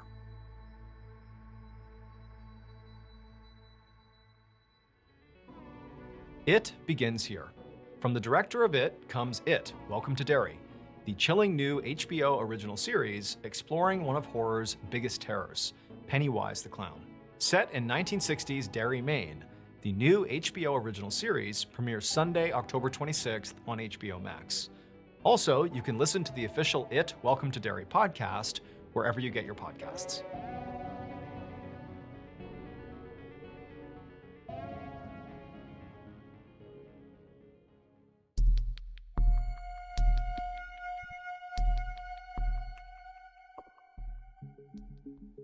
In 1898, a 12-year-old boy was playing at this river that ran near his house. He was out in the forest, he was playing to this river, and he had a bow and arrow, and he was practicing shooting his bow and arrow. And after a little while, he got bored of his bow and arrow, and he went to the stream itself, and he started to build a little dam in the river to try to catch some fish. And as he's building this thing up, he's down on his knees building up this little dam in the river. He notices someone is walking down the river towards him, and he looks up, and he would describe this person as looking normal, a normal looking stranger. It's a gentleman who shows up. He's wearing a nice suit. He walks over to Wofford, and he apparently just came out of the woods. And he says, "Hey, what are you doing?" And the boy, he's like, "Oh, I'm making this fish trap." And he's like, "Man, that looks like a lot of work. Like, you should take a break." And the boy's like, "Yeah, I guess I could take a break." And the gentleman just says, "Well, if you want, while you're taking this break, you could come to my house. It's just up past the bend here. My family's there. You can have a meal with us, and then you can come back and you can finish your fish trap." And so, this is a different time. This is the late 1800s, and I'm not suggesting that at the time it was totally cool to go with strangers into weird houses in the forest, but the boy felt compelled to say yes. He didn't want to be rude, and maybe his fear of strangers is less extreme than it is, for us today in 2020. And so he agrees to go with the man. They make their way up past the river into the forest a little bit, and they come up to this cabin. Now, the boy played in the woods here, and he had never seen this house before. But he's not too concerned, because as soon as he gets to the house, this cabin in the woods, he sees that the lights are on, and he hears kids playing inside, and a close family friend of his family's is sitting on the porch talking to one of the other apparently family members of the stranger. And so the boy's put at ease, and he says hi to the family friend, and the family friend, waves back. The boy goes inside, and he sees that this family has a couple of kids, roughly his age. They're playing, goofing around. They have dinner, and this wonderful meal, and the boy, Wofford, is like, "Man, this is so great." And after the meal, he lays down and falls asleep. He kind of loses track of time. The boy falls asleep at this cabin. And so he wakes up early the next morning, and he feels horrible because he didn't mean to fall asleep, and he didn't tell anyone from his family where he was going. And he's thinking, "Man, they're going to be so worried about me." And so as he's getting up to leave, the stranger is already awake, the one that had met him down by the river and called him up to the house. And the boy says, "Hey, can you walk me down back to the river?" And the stranger's like, "I can take you part of the way down, sure." So the two of them, they're having small talk, and the boy's thanking the man for his generosity. And so as they're walking, they're passing by an orchard on one side and a cornfield on the other. And it's this beautiful morning, the sun's just coming up, and the boy remembers thinking how beautiful the setting was. But he also was thinking, like, I don't even know where I am right now. And I'm assuming he's walking me back to where I live, but this doesn't look familiar at all.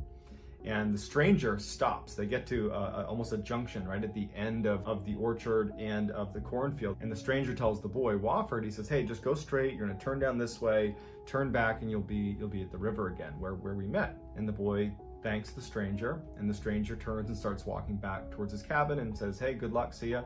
And the boy starts following the man's directions. And Wofford, as he's walking, following the stranger's directions, he's suddenly curious and turns around to look back at this strange person who had brought him up to the house and then now brought him back. And he's stunned because suddenly the orchard and the cornfield are not there. There is no orchard or cornfield. It's just deep, dark forest. And he's like, "What's going on?" He turns back, and there's a search party, or it looks like a search party, running up to him. Part of the search party is the family friend that he had seen at the house. And the boy's like looking at these people running towards him, like they're running to him. And he recognizes the family friend, and he can tell they're like urgently looking for him. And he felt bad because he knows he slept over through the night. So he's like, "Hey, I'm here. And they're like, "Where have you been?" And the boy turns to the family friend, and he's like, "Didn't you tell them I was with you?" And the family friend is like, "What are you talking about?" And he's like, "Yeah, the house with the family. We ate dinner together last night." And the guy, the family friend, is like, "I've been looking for you for the past several days. I've been with your family looking for you. You've been gone for 3 days." And the boy is like, "What?" And as he's describing the kind of general vicinity of where this cabin was, he's kind of pointing back up towards where it was and describing it from where the river was. The family says to him that since you've been missing, we've heard rhythmic drumming non-stop coming from the section of the forest that you just described. We could never pinpoint where it was coming from. And now that you just showed up, the drumming has stopped. And so the kid's terrified, but there's no answers. Pretty creepy.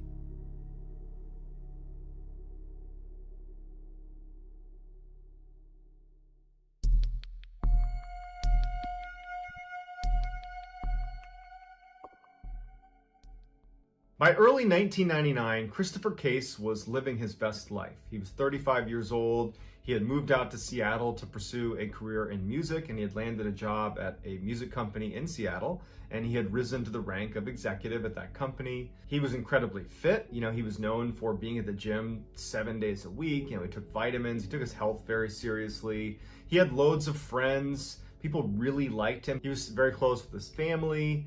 And, despite all that, despite his popularity and success, he had been single for years. And even though he was not actively seeking a companion, his friends and family were continuously trying to set him up on dates. But Chris would prefer to not go on a date and actually stay home by himself and listen to music, because Chris had an obsession with a very specific type of music. He loved music from ancient times, specifically from Egypt.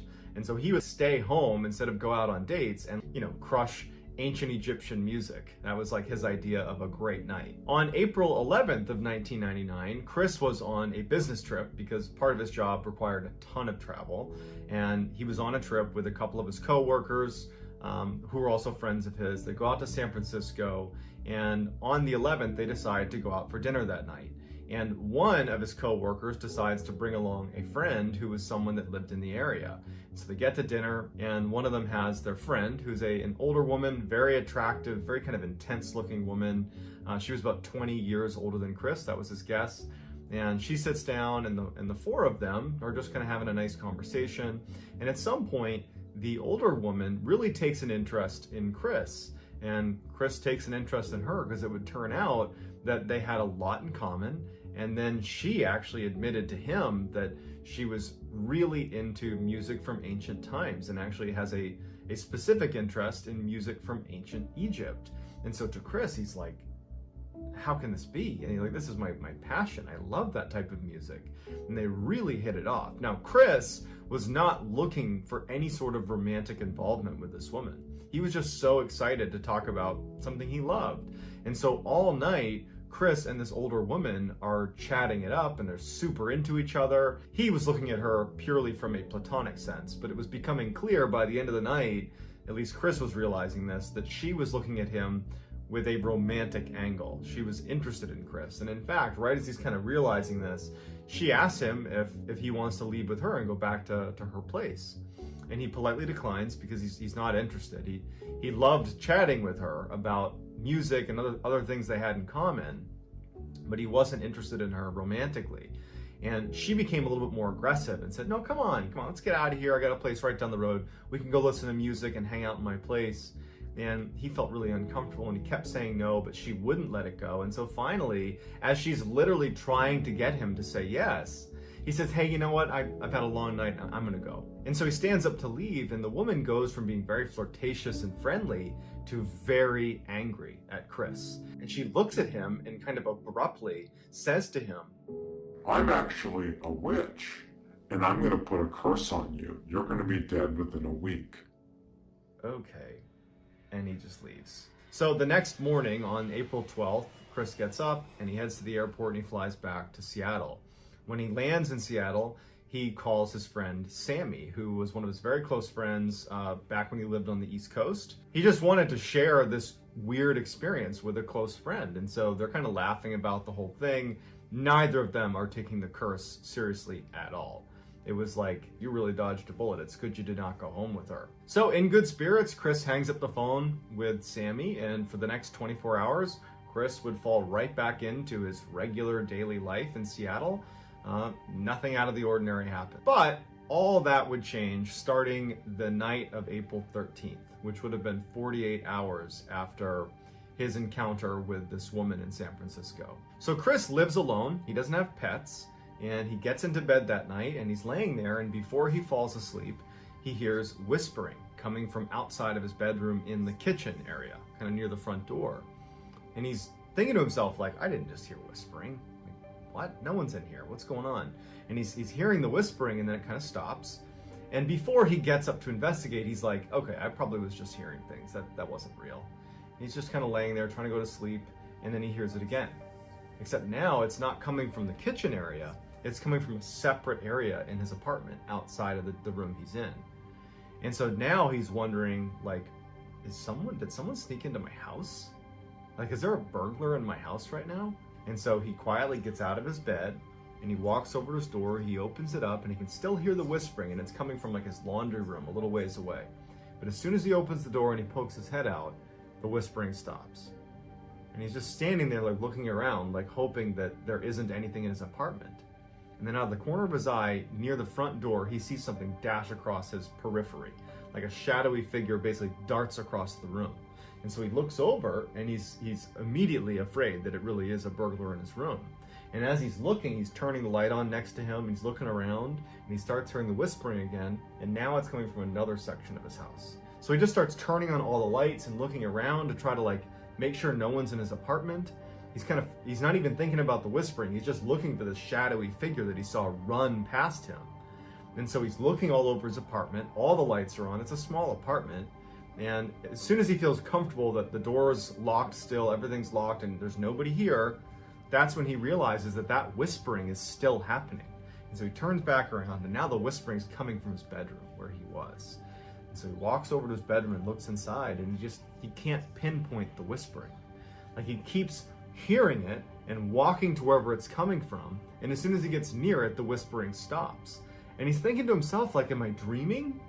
Is this a dream? Am I losing my mind? Did somebody slip me something, like, last night? Like, what's wrong with me? So he has this horrible night where he's up all night chasing down whispers in his apartment that keep vanishing, and then seeing shadowy figures running around and lurking in corners, but he can't ever see them when he looks at them. And so the next morning on April 14th, when the sun comes up, he hasn't slept, the first phone call he makes is to Sammy, his friend.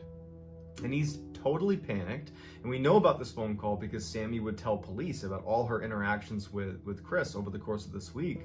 She would say that he was totally panicked. And she even thought, as she's taking this phone call, that it's just so weird, that Chris is scared of noises in his apartment and, like, figures moving around in his apartment, because it's so unlike Chris. He's, definitely a skeptic. He's just like he's a no BS kind of guy. So the idea that he would suddenly be terrified of something paranormal running around his apartment just seems so unlike him. But as she's listening to him, he was so scared about what was in his apartment. He knew it wasn't a person because he looked everywhere. There was no people. And that's the only reason he didn't call the police, is because he didn't want to tell the police that some shadow figure that's whispering in my apartment is harassing me. Like, what are the police gonna do? So Sammy hangs up the phone with Chris after trying to reassure him and just hopes that whatever that was doesn't happen again. But unfortunately for Chris, the night of the 14th now, he's going to bed again, and he starts hearing the whispers, and immediately he's out there looking, lights on. He's looking for these whispers. They keep disappearing. He can't find the source. He's getting frustrated. He's scared. He keeps seeing that thing dart around his apartment. Except this night, he also noticed that he would look, and he could get close enough to where he could break out the silhouette of what looked like a person, like lingering in the corner of his apartment, but he'd go closer to it and it would disappear. It was like the manifestations of what he was seeing, the whispers and this figure running around his apartment, were becoming more vivid. But he's also thinking, like, I didn't sleep the night before. This could be my imagination. Like, I don't know if this is happening, but he's spiraling and he knows it. So the next day on the 15th, he doesn't call Sammy, but he calls a couple of his other friends that are anonymous, and they would all tell police that they got a similar story that Sammy had gotten that first night after the 14th. No matter what was happening, Chris believed it was happening, and Chris was terrified. But this wasn't even the worst of it yet. So that night on the 15th, Chris gets in bed, and now he's barely slept for 2 consecutive nights, and he's determined to just go to sleep. That he's trying to tell himself that everything that you've experienced the past couple nights is probably brought on by stress. It's brought on by now certainly a lack of sleep. So he's telling himself, like, just go to sleep. Just get in bed and go to sleep. So he gets in bed and he's laying there and he does fall asleep. But he wakes up in the middle of the night and he can't move his body. He's paralyzed, he can't move, and he's totally awake. And he starts hearing whispering. And now his level of fear is so high because now he's immobile. But the past 2 nights he's heard that whispering in his apartment and he's seen that figure moving around his apartment. And so he's laying there in darkness because he went to bed in darkness. And he starts hearing whispering outside his room, and then it stops. And then he starts hearing whispering inside of his closet, and then it stops. And then he hears whispering right underneath his bed, and he can't move. And he's just laying there praying that nothing horrible is going to happen to him, that this is just a dream. And then out from underneath his bed, right next to him, he can only turn his eyes. This black figure, this shadowy black figure emerges right next to his bed. And it's looking down at him. He can't make out any facial expressions, but he can clearly define, a figure is hovering over him. And it reaches down and puts its hands around his neck and begins to throttle him. And Chris is like gagging, he can't breathe, but he can't move. And at some point, the thing begins to lift him off of his bed by his neck and then throws him back down. And then the figure vanishes. Chris still couldn't move. He's choking to breathe, but he can't move. And he's just waiting for this thing to come back. And he knows that more than likely, whatever this is probably going to kill him this night. So he's laying there just thinking, oh my God, I'm about to die. I'm about to die. But the thing doesn't come back, and Chris can't move. And at some point, Chris, probably out of just pure, adrenaline crash or something, he falls asleep. And so when Chris wakes up and he can move again, he notices there's blood inside of his bed on his sheets. And then he looks at his hands, and at the tips of all 10 fingers are these incisions, like someone had intentionally cut open the top of every finger, something he certainly didn't do. And his bed is covered in blood from these 10 cuts on his hands.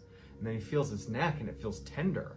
And it turns out he had marks in his neck. It was all bruised up from this thing choking him out. And it brought him back to that really happened. He's now actually in fear for his life. Chris immediately calls Sammy and tells Sammy everything that happened. And Sammy can't believe any of it. She felt helpless because she's on the other side of the country. She can't help him. And Chris is just petrified, and he can barely speak, he's unable to articulate what's happening. He's describing these cuts on his hand and his neck, but there's no one in his apartment. And Sammy's trying to get him to call the police, but Chris is like, I can't call the police. What am I gonna tell him? That a shadowy figure is coming in my apartment and choking me? They're gonna think I'm crazy. Chris decides he's gonna approach this head on. Maybe that woman in San Francisco did put some curse on me. I need to go at least research it. And so there was a religious bookstore right near his house that he figured might have some things on demonic possession and demons, the occult. And he goes in there and he kind of awkwardly approaches the store owner and is like, I'm looking for, books about demons and witchcraft and how to protect yourself against that. And the guy points him towards a section of the store. And so Chris goes over there, he scoops up a whole bunch of books. He also buys a whole bundle of crucifixes. So at least 10. So he's got all these crucifixes, he's got all these books about demonic possession and witchcraft. He buys all of that and he leaves and he goes back to his apartment. When he gets back, after doing some research, he ends up putting these crucifixes all over his apartment, every room. And he takes salt and he draws a line all through his apartment against the baseboard of every wall in the house. And at every corner of the house, he'd pile up little piles of salt. He was gonna do all the things that people say to do if you're dealing with demons or ghosts or anything through witchcraft. He was kind of grasping at straws a little bit. So he went out and did everything he thought he could possibly do to protect himself. That night, which was April 16th, we don't know what happened to Chris, but something scared him so badly that in the middle of the night, in a full panic, he runs out of his apartment and he checks into a hotel and does not stay at his apartment. The next morning, April 17th, when Sammy called Chris to check on him. Now remember, this is 1999. There was just landline phones. So she calls his landline at his apartment to check on him. There's no answer because he's not there. He's at the hotel.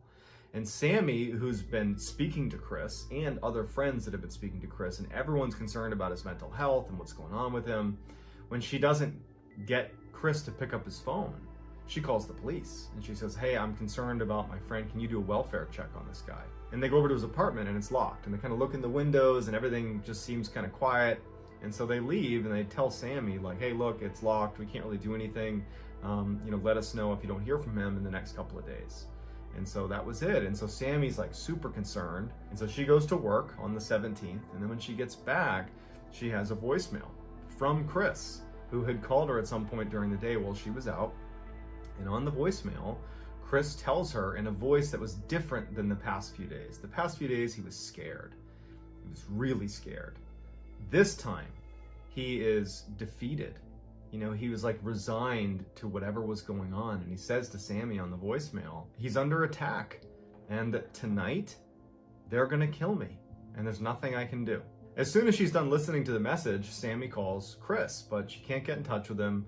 She knows she just talked to the police who were there at his apartment that day. They're probably just gonna tell her like, hey, wait until tomorrow. We just told you, earlier, just give it a couple days.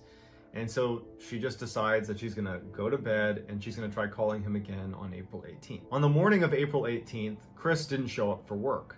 And word got back to Sammy, who was already gonna reach out to Chris that morning anyways, but the friends and family are talking about what's going on with Chris. And so word got back to her that Chris had missed work.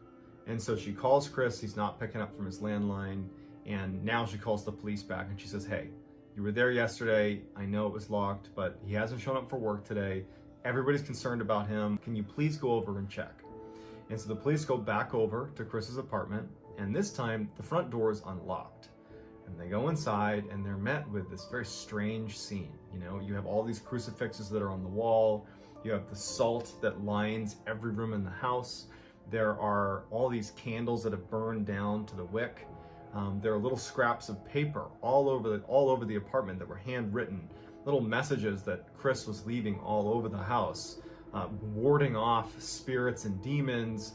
I mean, it just looked like out of a Hollywood set for some.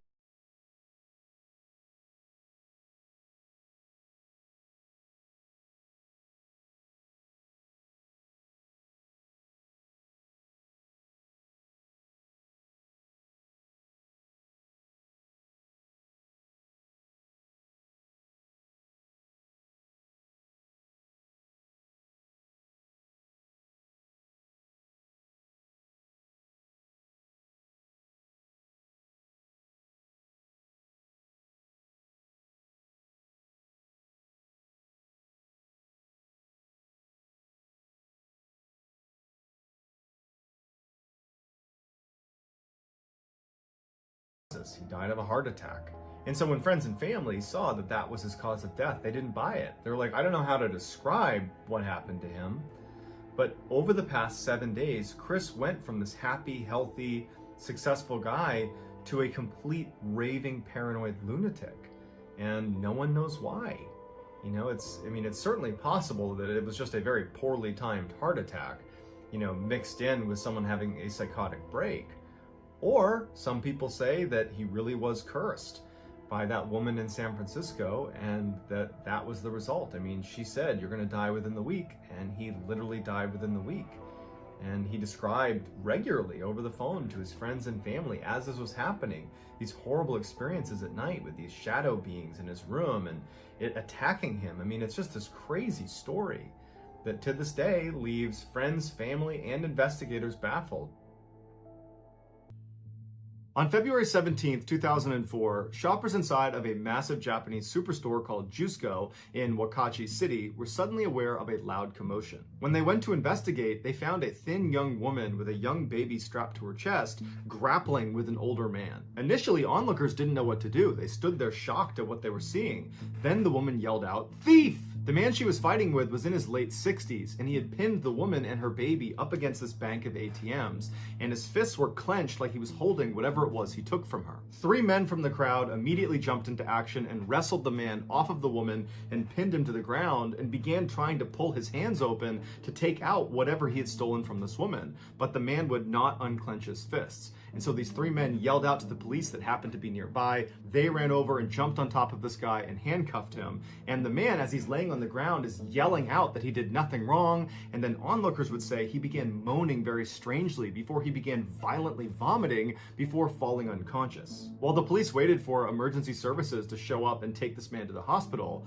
they were able to open up his fist and discovered the only thing he was clutching was his own bank card that was now bent in 3 places. The wallet he had on him belonged to him, and the bags that were lying on the ground all around him only contained some pet supplies that he had recently purchased. It did not appear he had actually taken anything from this woman. And speaking of this woman, the police were so caught up in the chaos of the moment that they hadn't even thought to look around for the victim to see if she was okay. So they poked their heads up and start looking around the crowd for this woman, but she's nowhere to be seen. And so they asked the crowd, do we know who she is or where she went?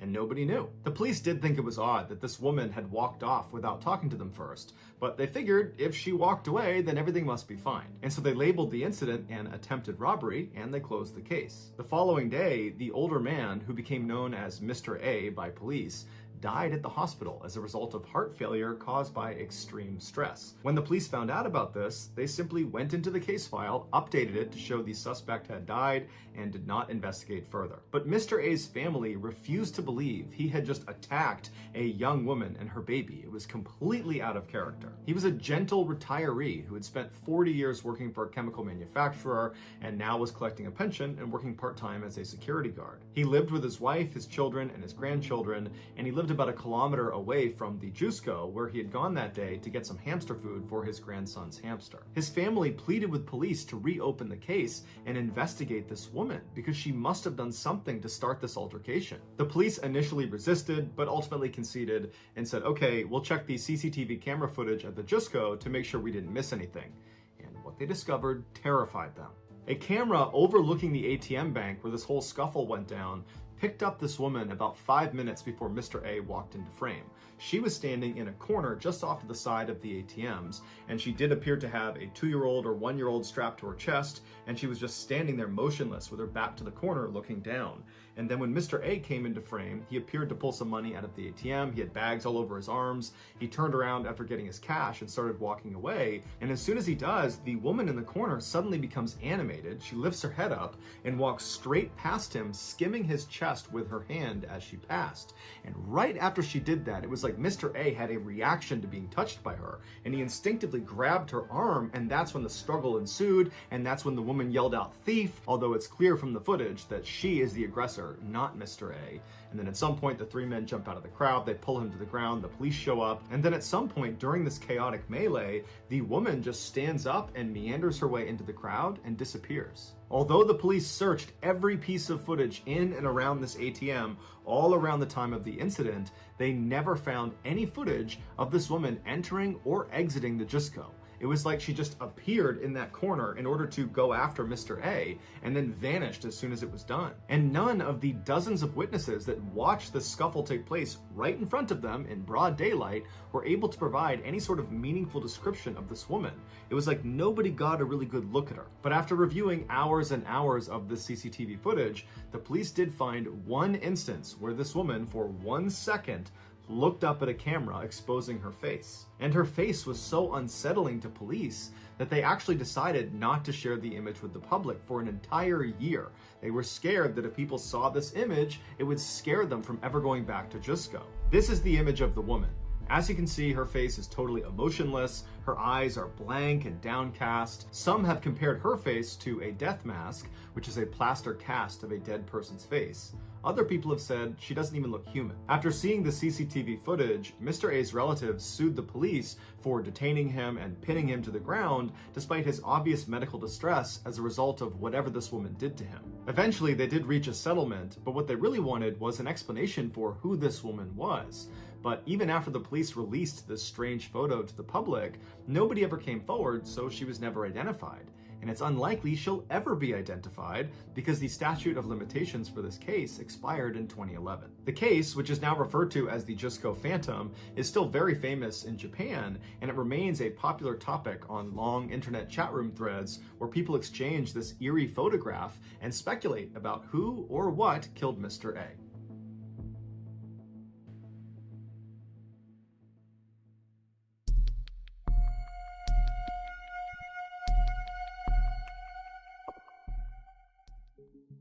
In 2007, 35-year-old Eva Wisniewska was a member of the German national paragliding team. Over the previous 2 years, Eva had competed in 10 of the world's biggest paragliding competitions, and she had won 6 of them, making her the top female paraglider in the world. So coming into that year, Eva was very motivated to work extra hard to make sure she retained that title as world champion. On February 24th of that year, Eva was preparing her gear alongside 200 other paragliders on Mount Bora in New South Wales, Australia. This was Eva's last training opportunity before her first major competition of that year, which was scheduled for the next week. As they were getting ready to launch, one of the coaches walked in front of the group and made an announcement. He said storm clouds had been spotted to the north, but the forecast was a little bit ambiguous. It wasn't clear if the storm was going to move over their training area or not. So it was up to each of the paragliders if they still wanted to launch that day and risk the bad weather. Eva, who was really eager to get this training flight in, looked at the sky and saw that it was pretty gray, but decided that she was going to do it. Worst case scenario, she would have to cut it short. The rest of the German national team, they didn't want to take the risk, and so they stayed grounded that day. Eva took a little bit longer preparing her gear, so by the time she was lining up on the cliff, she was only one of a handful of people that remained. And so strapped into her glider, she took a good run forward and launched herself up into the air. On the ground, the rest of the German national team followed in a van to track her progress and checked in with her from time to time with their radio. The first part of Eva's journey was incredibly calm. She followed the ridgeline from Mount Bora for 12 miles until it ended. At that point, she entered into the skies over the vast savanna. As her GPS and tracking log ticked, tracking her progress, 2 large thunderstorm clouds appeared in front of her, one larger than the other. The vast majority of the other paragliders that had launched that day had launched ahead of Eva, and so when these clouds appeared, they had already passed that section, and so they didn't need to contend with the storm. As for Eva and the other 2 people she was with, which was an Austrian team member and a Chinese team member, they had a decision to make. They could either immediately ground their flight to avoid the storm, or they could attempt to dodge it. They chose the latter. They knew it was too dangerous to try to fly underneath these clouds because of something called updraft. At the beginning of storms, warm air is sucked up from the ground up into these clouds, and a paraglider, if they get caught in that, can get sucked up with the air into the storm. And so Eva and the other 2 paragliders began aggressively flying around the outside of these clouds when all of a sudden the storm completely changed. The big cloud overtook the small cloud, creating this 12-mile wide cumulonimbus cloud that now all 3 paragliders were stuck inside of. Any updraft is dangerous to a paraglider, but the updraft of a cumulonimbus cloud is famously dangerous because it's extremely powerful and it lasts for over an hour. The Austrian man was able to pull down on one toggle, point his feet, and begin spiraling all the way out of the grasp of this updraft. And he said he turned to look at the other 2, and he didn't see the Chinese man, but he did see Eva, and she was desperately trying to do what he was doing and spiral down, but she was clearly caught in the updraft, and he watched her get pulled up into the black cloud out of view. By the time the Austrian man hit the ground, he would say it had become the worst thunderstorm he had ever seen, with huge hail balls hitting the ground all around him. He took one more look up and he didn't see the Chinese man, he didn't see Eva anywhere, and he took off running for a barn to seek shelter. And when he was there, he pulled out his radio and he alerted the other teams of this emergency. Inside the cloud, Eva was hurtling up like a rocket. The storm was lifting her at a rate of 60 feet per second. There was nothing she could do to get out of this wind tunnel. Eva knew she was getting pulled towards the storm's eye in its vicious center because of the immense claps of thunder that just kept getting louder and louder, and it also kept getting darker and darker all around her. In fact, it was pitch black except for the occasional flash of lightning that came very close to electrocuting her. As she desperately tried to keep her glider stable, she was able to place a radio call down to her team on the ground, but all she could say was, "I can't see anything," before it cut out. And at some point, Eva reached the eye of the storm where it's pitch black and the temperatures are freezing and hail balls the size of oranges are pelting her left and right. And the updraft kept pulling her higher and higher and higher until she passed out from a lack of oxygen. And at some point, this updraft actually shot her up and out of the cloud. And while this meant she was out of the storm, she was now in air that was 50 degrees below zero, which meant everything, her face, her gloves, her clothes, the wings of her glider, everything completely froze. And to make matters worse, at the altitude she was at, there was almost no oxygen and she did not have a breathing apparatus. So by all accounts, Eva should be dead. But somehow, she didn't die. She just kept floating around above this storm cloud for 45 minutes. And then something happened. The ice on one side of the glider broke off, causing it to collapse, throwing her into a deadly free fall, and she's not in control, she's still unconscious, and she starts barreling back towards the ground like gravity has been turned back on again, going straight through the storm all over again. And so through the storm, going at 90 feet per second, she clears the storm, and then right after getting out from underneath it, her glider miraculously just opens back up again. And the jerking motion of her suddenly stopping her free fall jolted her awake. And so she's looking around, totally confused as she's gradually regaining consciousness, and she's taking stock of where she is, and she's still in the storm cloud, but right at the bottom of it. But luckily, the updraft had stopped. And so she was steady, and she was able to reach up and grab her toggles, and she was able to fly herself down to the ground and crash land. And then she curled into a ball, grabbed her radio, and she called her team. When they heard her voice, they could not believe she was alive, because the other paraglider that got sucked up by the updraft, the guy from the Chinese national team, he unfortunately was struck by lightning and was killed. And so they were anticipating finding out that Ava had been struck by lightning as well. But Ava had not just survived. When they brought her to the hospital, they discovered that virtually nothing was wrong with her. She had some pretty bad bruises and cuts from the hail, and she had a little bit of frostbite on her face, but it was treatable. And so the same day she was brought in, they discharged her. After leaving the hospital, she and her teammates went back to the launch site so she could collect her gear. And when they got there, she looked at her GPS, and the GPS had been tracking her entire flight the entire time she was up in that cloud. And she showed her teammates what it said, and they literally couldn't believe it. The screen showed she had reached an altitude of 32,634 feet, which, to put this in perspective, is the same altitude you fly at inside of a commercial jet. So imagine being outside of your plane in the middle of a flight, and that's how high she was. Another reference point is she was approximately 4,000 feet higher than the summit of Mount Everest. No human being had ever been that high, unprotected, and lived to tell the tale. Until Ava.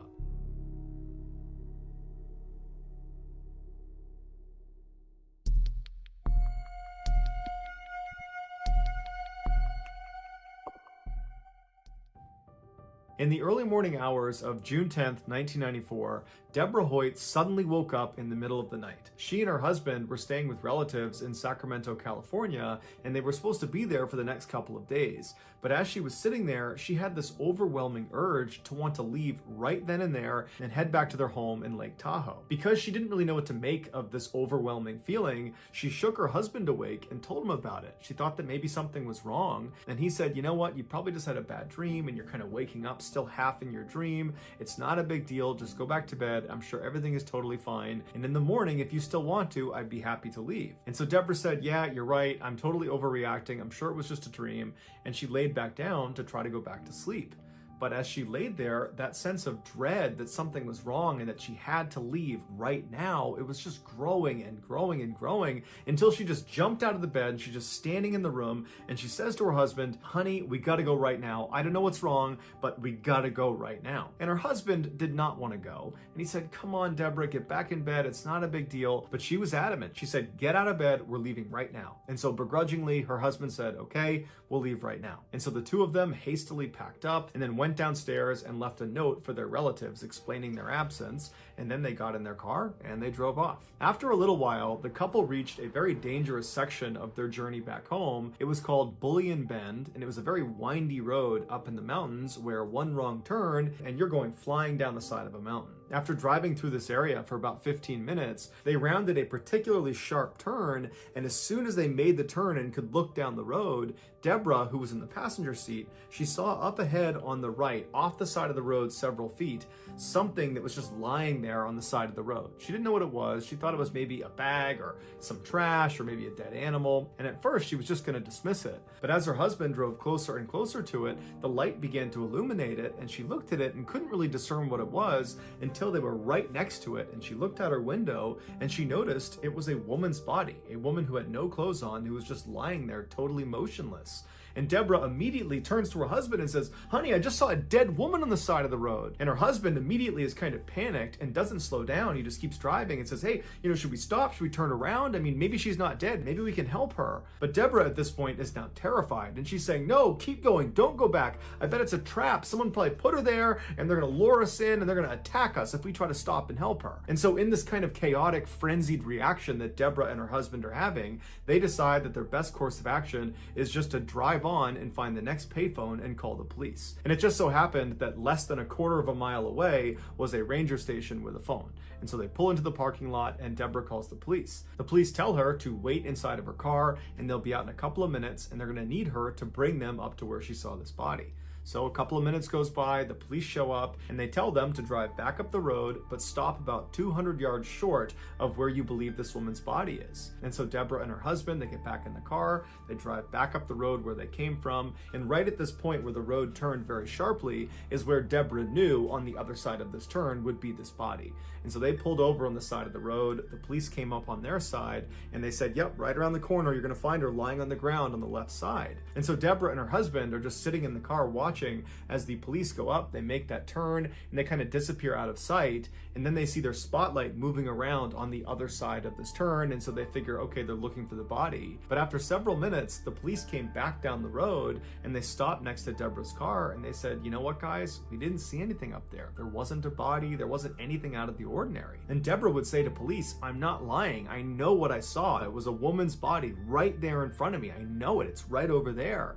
And they would tell her that we believe you, but we can't do anything because there's nothing up there. And so they told Deborah and her husband to just head home, and they did. After Deborah and her husband took off and were gone, the two responding officers drove back to their police station, and once they were inside, they began speculating about what Deborah might have seen. And as they were talking, another officer came into the station, a guy by the name of Rich Strasser, and he overhears them, and he goes over, he's intrigued, and he asks them, you know, what happened? What did you see? And they explained to him that this woman, Deborah, had spotted a supposed dead woman's body up on Bullion Bend. And as soon as he heard Bullion Bend, Rich remembered that just a couple of days ago, they had received a missing person report of a young woman named Christine Skubish and her young son named Nick, who had gone missing, and the last place they had been seen was up on Bullion Bend.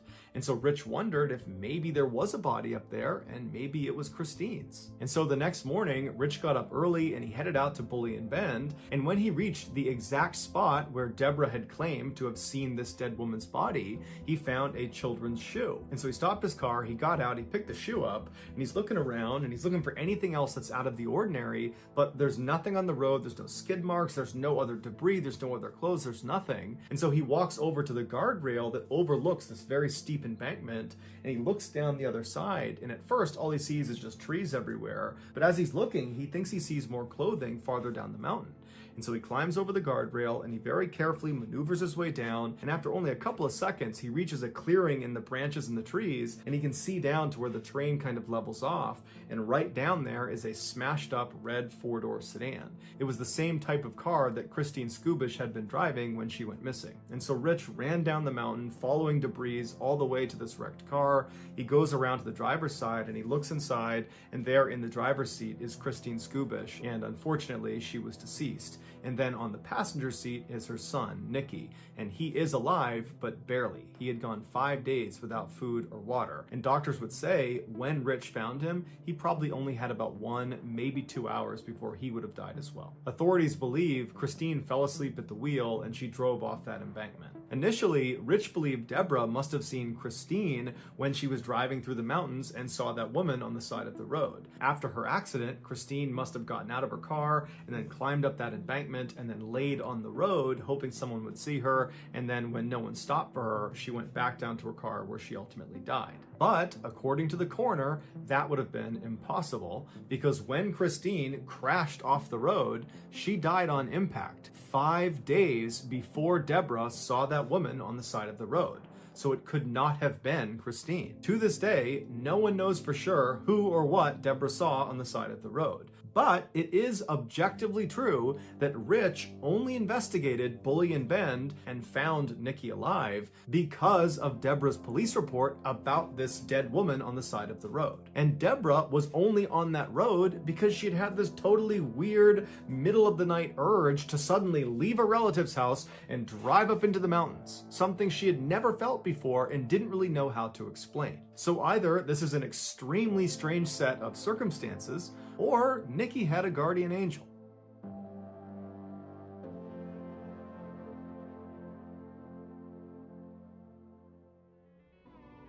As many of you may know, aside from telling stories on this YouTube channel, I also tell stories on my podcast, the MrBallen podcast, Strange, Dark, and Mysterious Stories.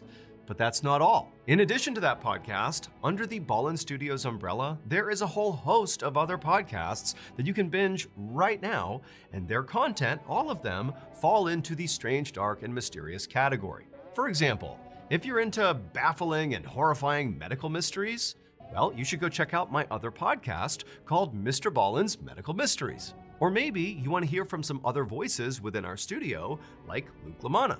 Luke LaManna is a military veteran. He has a super iconic, really deep radio voice, and he has two shows. One is called Wartime Stories, where he basically looks at strange, dark, and mysterious wartime stories, and his other show is called Redacted, where he looks at information that used to be classified, and he dives into it with his military expertise and experience, and he basically shows you the lies and secrets and half-truths that the most powerful institutions in the world have been keeping from us. We also have shows that are just plain creepy and unsettling, like Bedtime Stories, hosted by Richard Weil, where he dives into the supernatural and cryptids and mysterious deaths. I mean, basically his whole kind of niche is things that keep you up at night. And then two other shows that fall into that sort of unsettling, creepy vibe are Late Nights with Nexpo, hosted by the famous YouTuber Nexpo, where he dives into true, crazy, scary stories. And then we also have another show called Run Fool, hosted by Rodney Barnes. And Rodney is like an icon in the horror genre at large. And on his show, he just dives into this wild, chilling lore, like horror lore. People love that show. Or if you're a history buff, you need to check out our new hit show called A Twist of History. It's hosted by Joel, who also has an amazing YouTube channel. It's called Let's Read. And on A Twist of History, he dives into epic stories that have shaped the world that we live in now. So if you're a fan of the strange, dark, and mysterious, go check out these shows. You can look for them either by name or simply by looking for Ballen Studios on any podcast platform. They are available right now. Enjoy.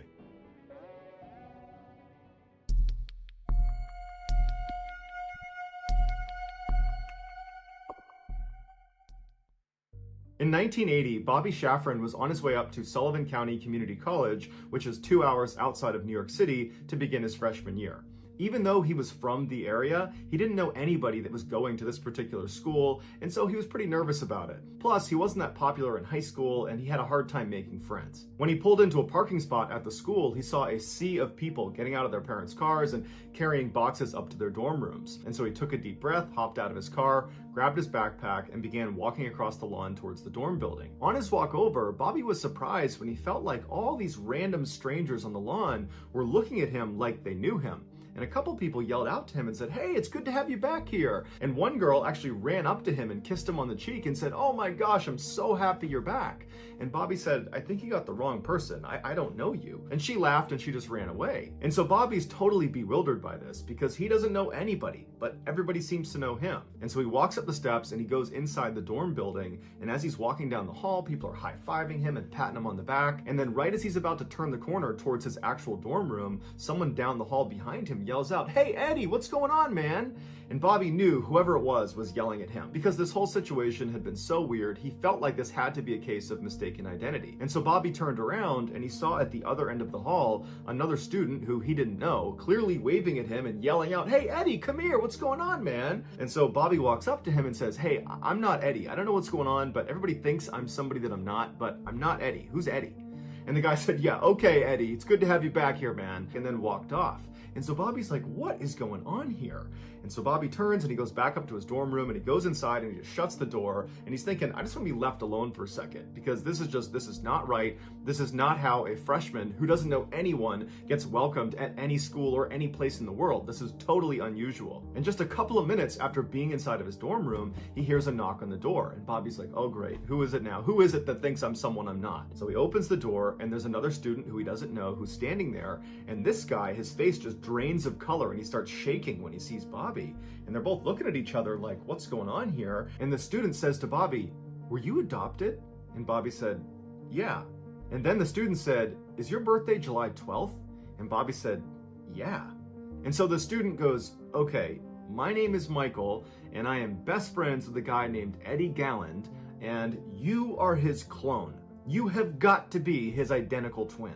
At this point, to Bobby, this almost made sense, but it was so crazy to imagine having some identical twin he didn't know about. And so Bobby asked Michael if he could go meet Eddie, because he's got to be a student here. And Michael said, well, actually, Eddie decided not to come back to school this year, which is probably why everyone you talked to was so excited to see you, because they love Eddie, and they thought you were him, and so they're psyched to have you back. After talking for a couple of minutes, Michael tells Bobby that they have to go call Eddie, and they have to set up a meeting so that Bobby can meet Eddie and vice versa. And so Michael and Bobby run outside to a payphone booth, they hop inside, they're crammed in there, and they dial up Eddie. And as soon as Eddie answers, Bobby grabs the phone and just says, hey Eddie, my name's Bobby, and everybody thinks I'm you. And then Eddie says, yeah, I've been getting a lot of calls about that too. And Bobby would later say that when he first heard Eddie's voice, he said it sounded like his own voice coming through the phone. And so ultimately, Eddie invited Bobby and Michael to come to his house so that Eddie and Bobby could see if it really was true that they were twins. And so Michael and Bobby hopped in Bobby's car and they sped 2 hours to Eddie's house. And when they got there, it was the middle of the night, and Eddie's house is the only house in this quiet suburb that has all the lights on. And so Michael and Bobby walk up the path towards the front door of Eddie's house, and right as Bobby is about to knock on the door, it flies open, and standing in front of Bobby is his exact clone. It's Eddie. And Eddie's looking back at Bobby and he can't believe what he's looking at. They are definitely identical twins, and they both immediately saw that. Michael would say after Bobby and Eddie just stared at each other for about a minute, they just started laughing. It was like they were total strangers, but at the same time, they had this connection immediately. They knew they were related, and they were laughing and they hugged and they just stared at each other. And Michael said anytime Bobby would tilt his head, Eddie would mimic it, and vice versa. It was like they were looking into a mirror. Shortly after, this story of these two long-lost brothers reconnecting found its way to Newsday, which was a prominent local newspaper in New York, and they decided they would look into it to see if it was really true or not. And so one of the editors had a junior reporter fly out and actually see Bobby and Eddie face to face and see if it was really true that they were in fact identical twins. And as soon as this reporter saw them, they knew immediately that, yep, they're related. And so Newsday printed this totally heartwarming fairy tale story about these two long-lost brothers reconnected after all these years just because of a chance encounter in college. And everybody loved it. But this is where the story went from amazing to truly unbelievable. Friends of another young man living in the New York area named David Kelman began telling David that he had to check out this Newsday article about these long-lost twins because these two twins look exactly like David. Specifically, they said you gotta look at these guys' hands. They are just like yours, David. David was known for having these enormous hands,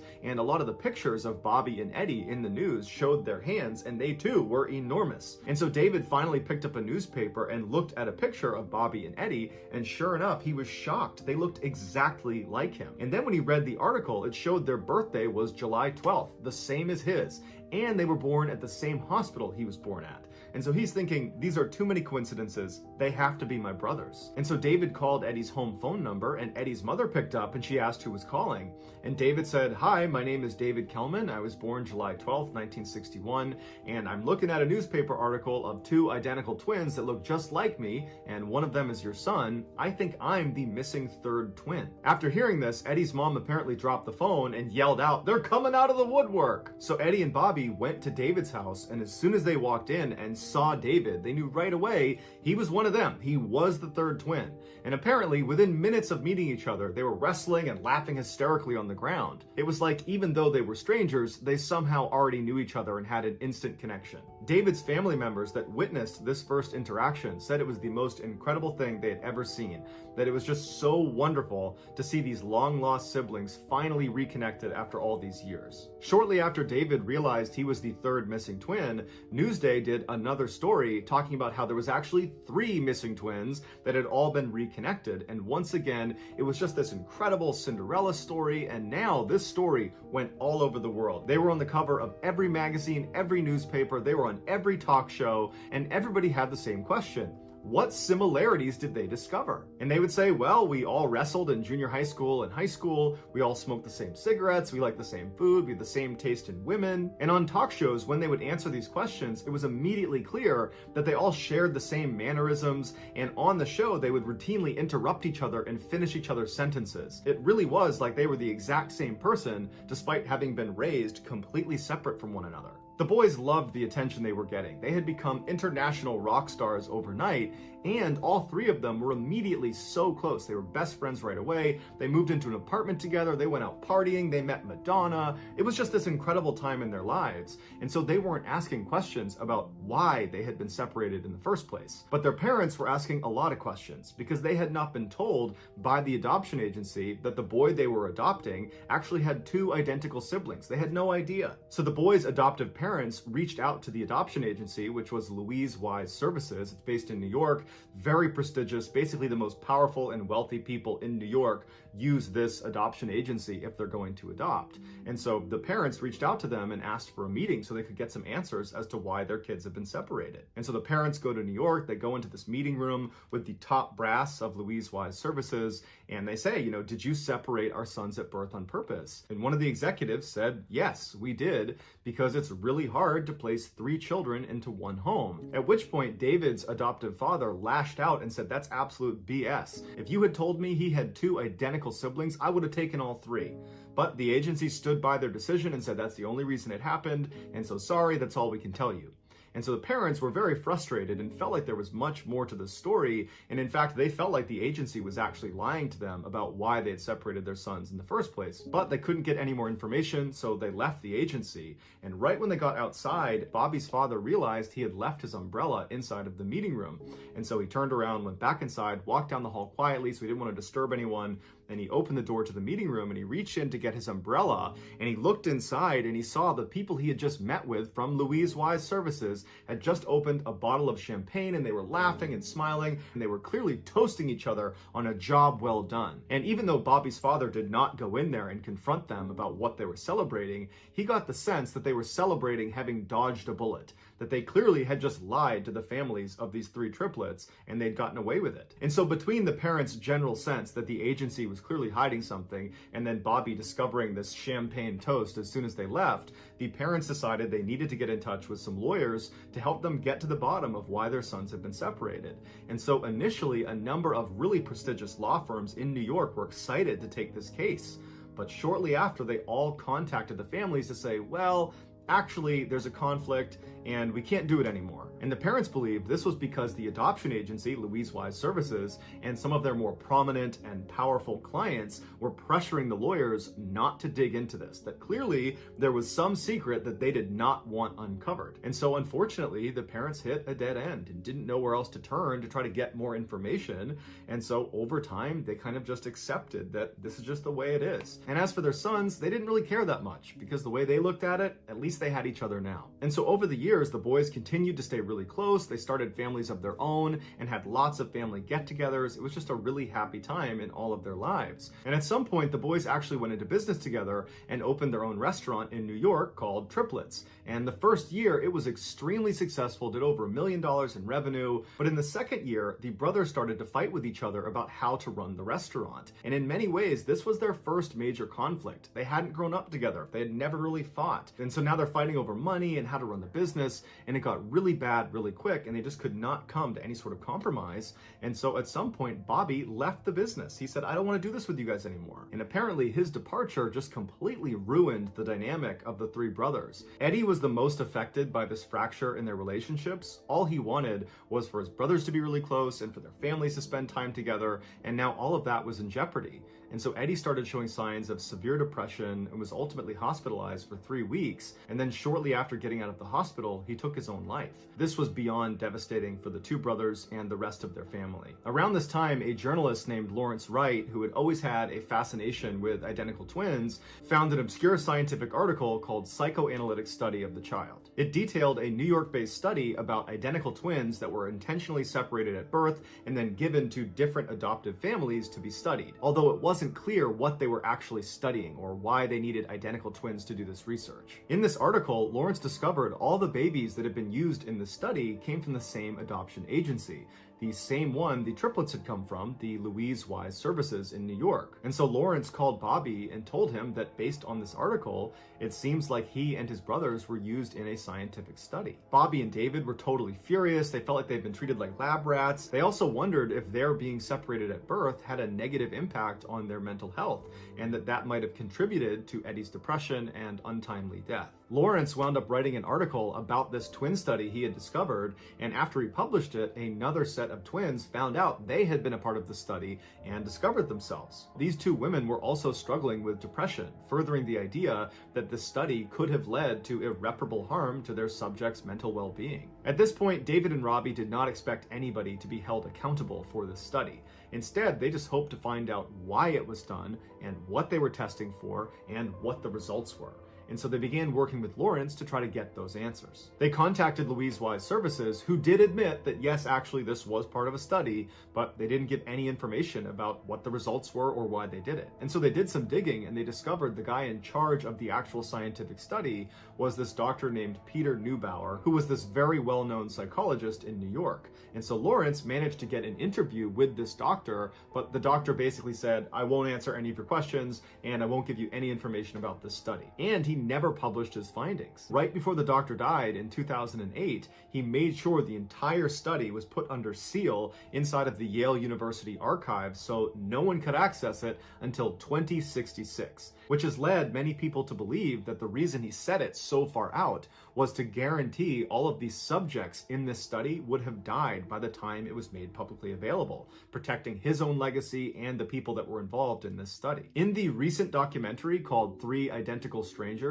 Dr. Neubauer's personal assistant, a woman by the name of Natasha Josefowicz, she was interviewed and they asked her, can you shed any light on why this study was done, what they were testing for, and what the results were? And she would say that she was not actually part of the study. She was more on the periphery, but she was privy to what they were doing. And she said the point of the study was to finally put to bed whether it was nature or nurture that made the person who they ultimately become. Basically, are your surroundings the thing that ultimately makes you who you become, or is it just your genetic makeup, that you're predestined to become a particular person independent of how you were raised? And she said the results were incredible, that basically it has nothing to do with nurture. It's all about your genetic makeup, that we unconsciously trend towards specific behaviors and decisions, but we believe it's free will. We believe we're choosing to do certain things, but in reality, it's basically predetermined. And specifically in the triplets case, Bobby was intentionally placed into a more affluent household where his father was a doctor and his mother was a lawyer, and so they were very well educated, and that was his upbringing. Eddie was placed into a more middle-class family with his father being a teacher and his mom being a stay-at-home mother. And David was put into a low-income household where they were all immigrants, English was a second language, and they just had this very small shop that they owned. And Natasha said this study demonstrated that despite these boys being put into different socioeconomic levels, it had almost no impact on who they ultimately became. She said she doesn't know why the study wasn't published, but she hopes someday it will be. Also, in this documentary, a doctor named Lawrence Perlman, who was actually one of the researchers in the study that would actually make house visits to each of the boys' houses as they were growing up under the false pretext that they were there as part of routine follow-up for the adoption agency. And he went on record and said that the study was not just about the effects of socioeconomic class, it was really about the effects of different styles of parenting. He said in the triplets case, each of the boys have been placed into their respective households after that household had already adopted another child. And that first child they adopted effectively became the guinea pig for this study, where scientists would come in and they would study this child under the false pretext that they were there just following up for the adoption agency, but really they were creating a baseline of how do these parents parent. And then once that baseline was established, then the triplets were sent into their respective homes, with the researchers knowing full well how they were each going to be brought up, with the adoptive father being the X factor. Bobby's father, who was a doctor, was rarely around, but he was devoted and loving to his son. David's father, who was the shop owner, was around all the time and adored his son and loved him unconditionally. Eddie's father was a teacher who was around a fair amount, but when he was very strict and rough with Eddie and quick to discipline him and rarely showed any affection for him. And while Dr. Perlman does not come out and say that Eddie's relationship with his father probably had an effect on him becoming depressed and ultimately taking his life, there are many other people close to this case that believe that's exactly what it was, that David and Bobby had a stable, healthy upbringing and Eddie did not. And so when he was faced with the crisis of the brothers separating, Eddie couldn't handle it. These same people refute what Natasha said about the findings of the study that we're all genetically predisposed to become a particular person. They say if that was the case, then why haven't David and Bobby taken their lives? But ultimately, because the study was never published, we won't know for sure why it was done, what they studied, and what the conclusions were. All we have is speculation and second and third hand information. But what we do know for sure is these surviving triplets and their families are furious that this study was done. They feel like it ruined their lives. Following the release of the documentary 3 Identical Strangers, Bobby and David were actually granted early access to the study that was sealed inside of Yale University.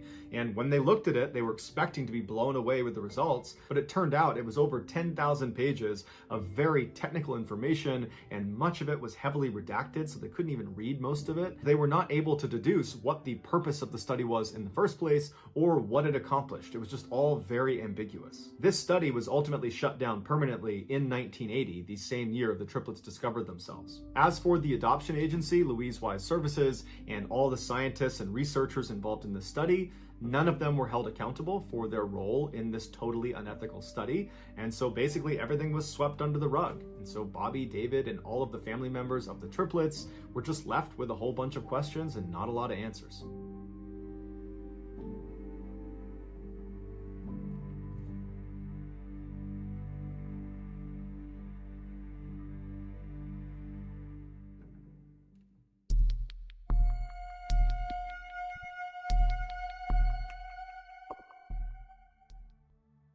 On December 18th, 1956, a brand new game show called To Tell the Truth aired on a major American television network. The premise of the show was relatively simple.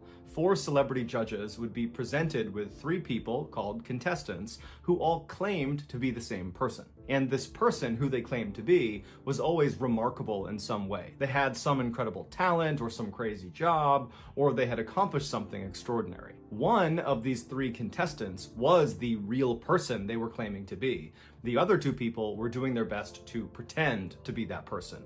And it was the job of the celebrity judges to try to figure out who was telling the truth. So for a set amount of time on the show, the celebrity judges would ask the contestants questions about their background and try to figure out, who was who. And then at the end of the time, the celebrities would cast a vote about who they thought was the real remarkable person. After the votes were tallied up, the host would have the real remarkable person stand up to reveal themselves, and the entire audience would go crazy, and that was the show. And the show became quite popular. So popular, in fact, that today, nearly 70 years later, it's still on the air. And over this show's very long history, virtually all the episodes are pretty similar. It's a pretty redundant show.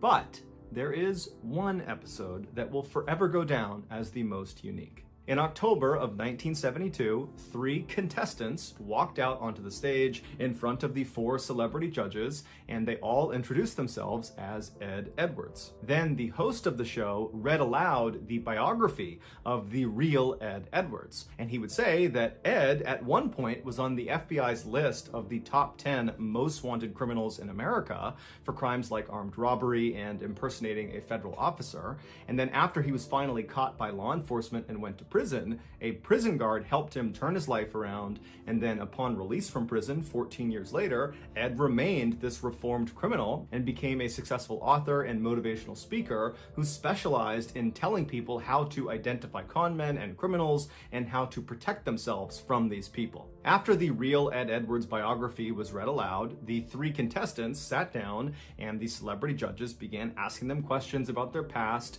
and then after the time was up, the celebrities cast their votes, and then the real Ed Edwards was revealed. Will the real Ed Edwards please stand up?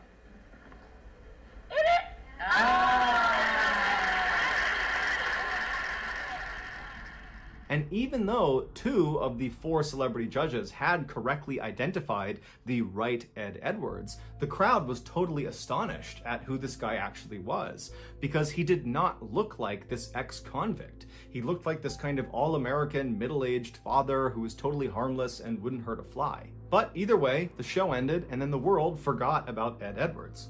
Until 2009. That year, Ed's estranged daughter, 40-year-old April Blasio, finally decided to investigate something that had plagued her for her whole childhood. Despite her father's claims that he was this reformed criminal and this stand-up, law-abiding guy, she didn't believe it. She never believed it. She thought he had never been reformed and just was a criminal and always had been. Behind closed doors, Ed was violent and abusive, and he was a compulsive liar. She remembered in the 1970s and 80s when she was a young kid, Ed would make their family pack up and move sometimes in the middle of the night, and April always assumed it was because her dad was wrapped up in something criminal. But every time she asked him, he would say, oh, well, you know, I was an informant when I was in jail and I snitched on some people, and some of those people have figured out where we live, and so we gotta move. April knew he was lying, but there was nothing she could do, and so they just kept on moving around. But she always thought something else was going on. So in 2009, when April is now this 40-year-old woman, she's laying in bed one night and finally says, you know what, I'm just gonna start Googling some stuff. So she hops in her laptop and she starts typing in the different names of towns that she and her family lived in as a kid. And then after she'd write the name of the town, she'd write unsolved mystery or unsolved crime, and she would see if anything popped up. And so as she began looking, she found one in 1980. It was an unsolved murder in a town called Watertown, Wisconsin, that happened right around the time that her family very briefly lived in this town. There was this young teenage couple that had left this wedding and they had driven down this dead-end road, and they were just kind of enjoying each other's company when an unknown assailant who matched the description of Ed Edwards walked up to their car, broke in, shot them both to death, and then disappeared. And so on a hunch, April called the Watertown Police Department the following day and told them that, I think my father might have been responsible for this double homicide. It's just a hunch, but he matches the description. We were there in this very small window of time when it happened. And so the police said, okay, we'll go have a look. And so the Watertown police, they tracked down Ed Edwards, who was living in Kentucky at the time, and they got him to give them a DNA sample. And when they tested the DNA sample, it matched the samples that were taken at the crime scene in 1980. And so Ed Edwards, he was arrested and brought back to Wisconsin, and as soon as he was in custody, he confessed to the murder. And then he requested the death penalty. But he was told the maximum punishment for this crime was life in prison. Ed didn't like this, and so he confessed to another double homicide from 1977 in Ohio, where he killed another teenage couple, thinking that would give him the death penalty. But through a loophole, they said, well, actually, that still won't get you the death penalty. You're still facing life in prison. And so frustrated, Ed revealed a third murder he had perpetrated. In 1996, he had killed his own foster son for the insurance money. And so for this crime, he was eligible for capital punishment, and so he was sentenced to death. But he would die of natural causes 2 years later in 2011 before the state could execute him. Since his death, cold case investigators and members of his own family have theorized that Ed Edwards is almost certainly responsible for more killings beyond just the 5 he happened to confess to. In fact, many people believe Ed Edwards could actually be the infamous Zodiac killer, who's one of the nation's most notorious uncaught serial killers that killed 37 people in Northern California in the 1960s and 1970s. If this is true, then Ed Edwards did not become a killer after he was on that game show in 1972. No, when he showed up for that game show and stood in front of the audience and smiled and answered questions to the celebrity panelists, at that time, as you're watching him on TV, he would have already been a seasoned serial killer with dozens and dozens of victims. But Ed stopped confessing to murders after that third confession because he was just kind of using those murders as bargaining chips to get what he wanted, the death penalty. And once he got it, he went silent. And now that he's dead, we're never going to get another confession out of him, and there's no proof connecting him to any unsolved murder cases. And so unfortunately, it's unlikely we'll ever know the full extent of Ed's reign of terror.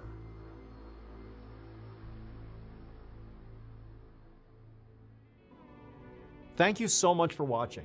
Let me know what you thought of today's episode in the comments. And remember, we have hundreds of videos for you to binge right now.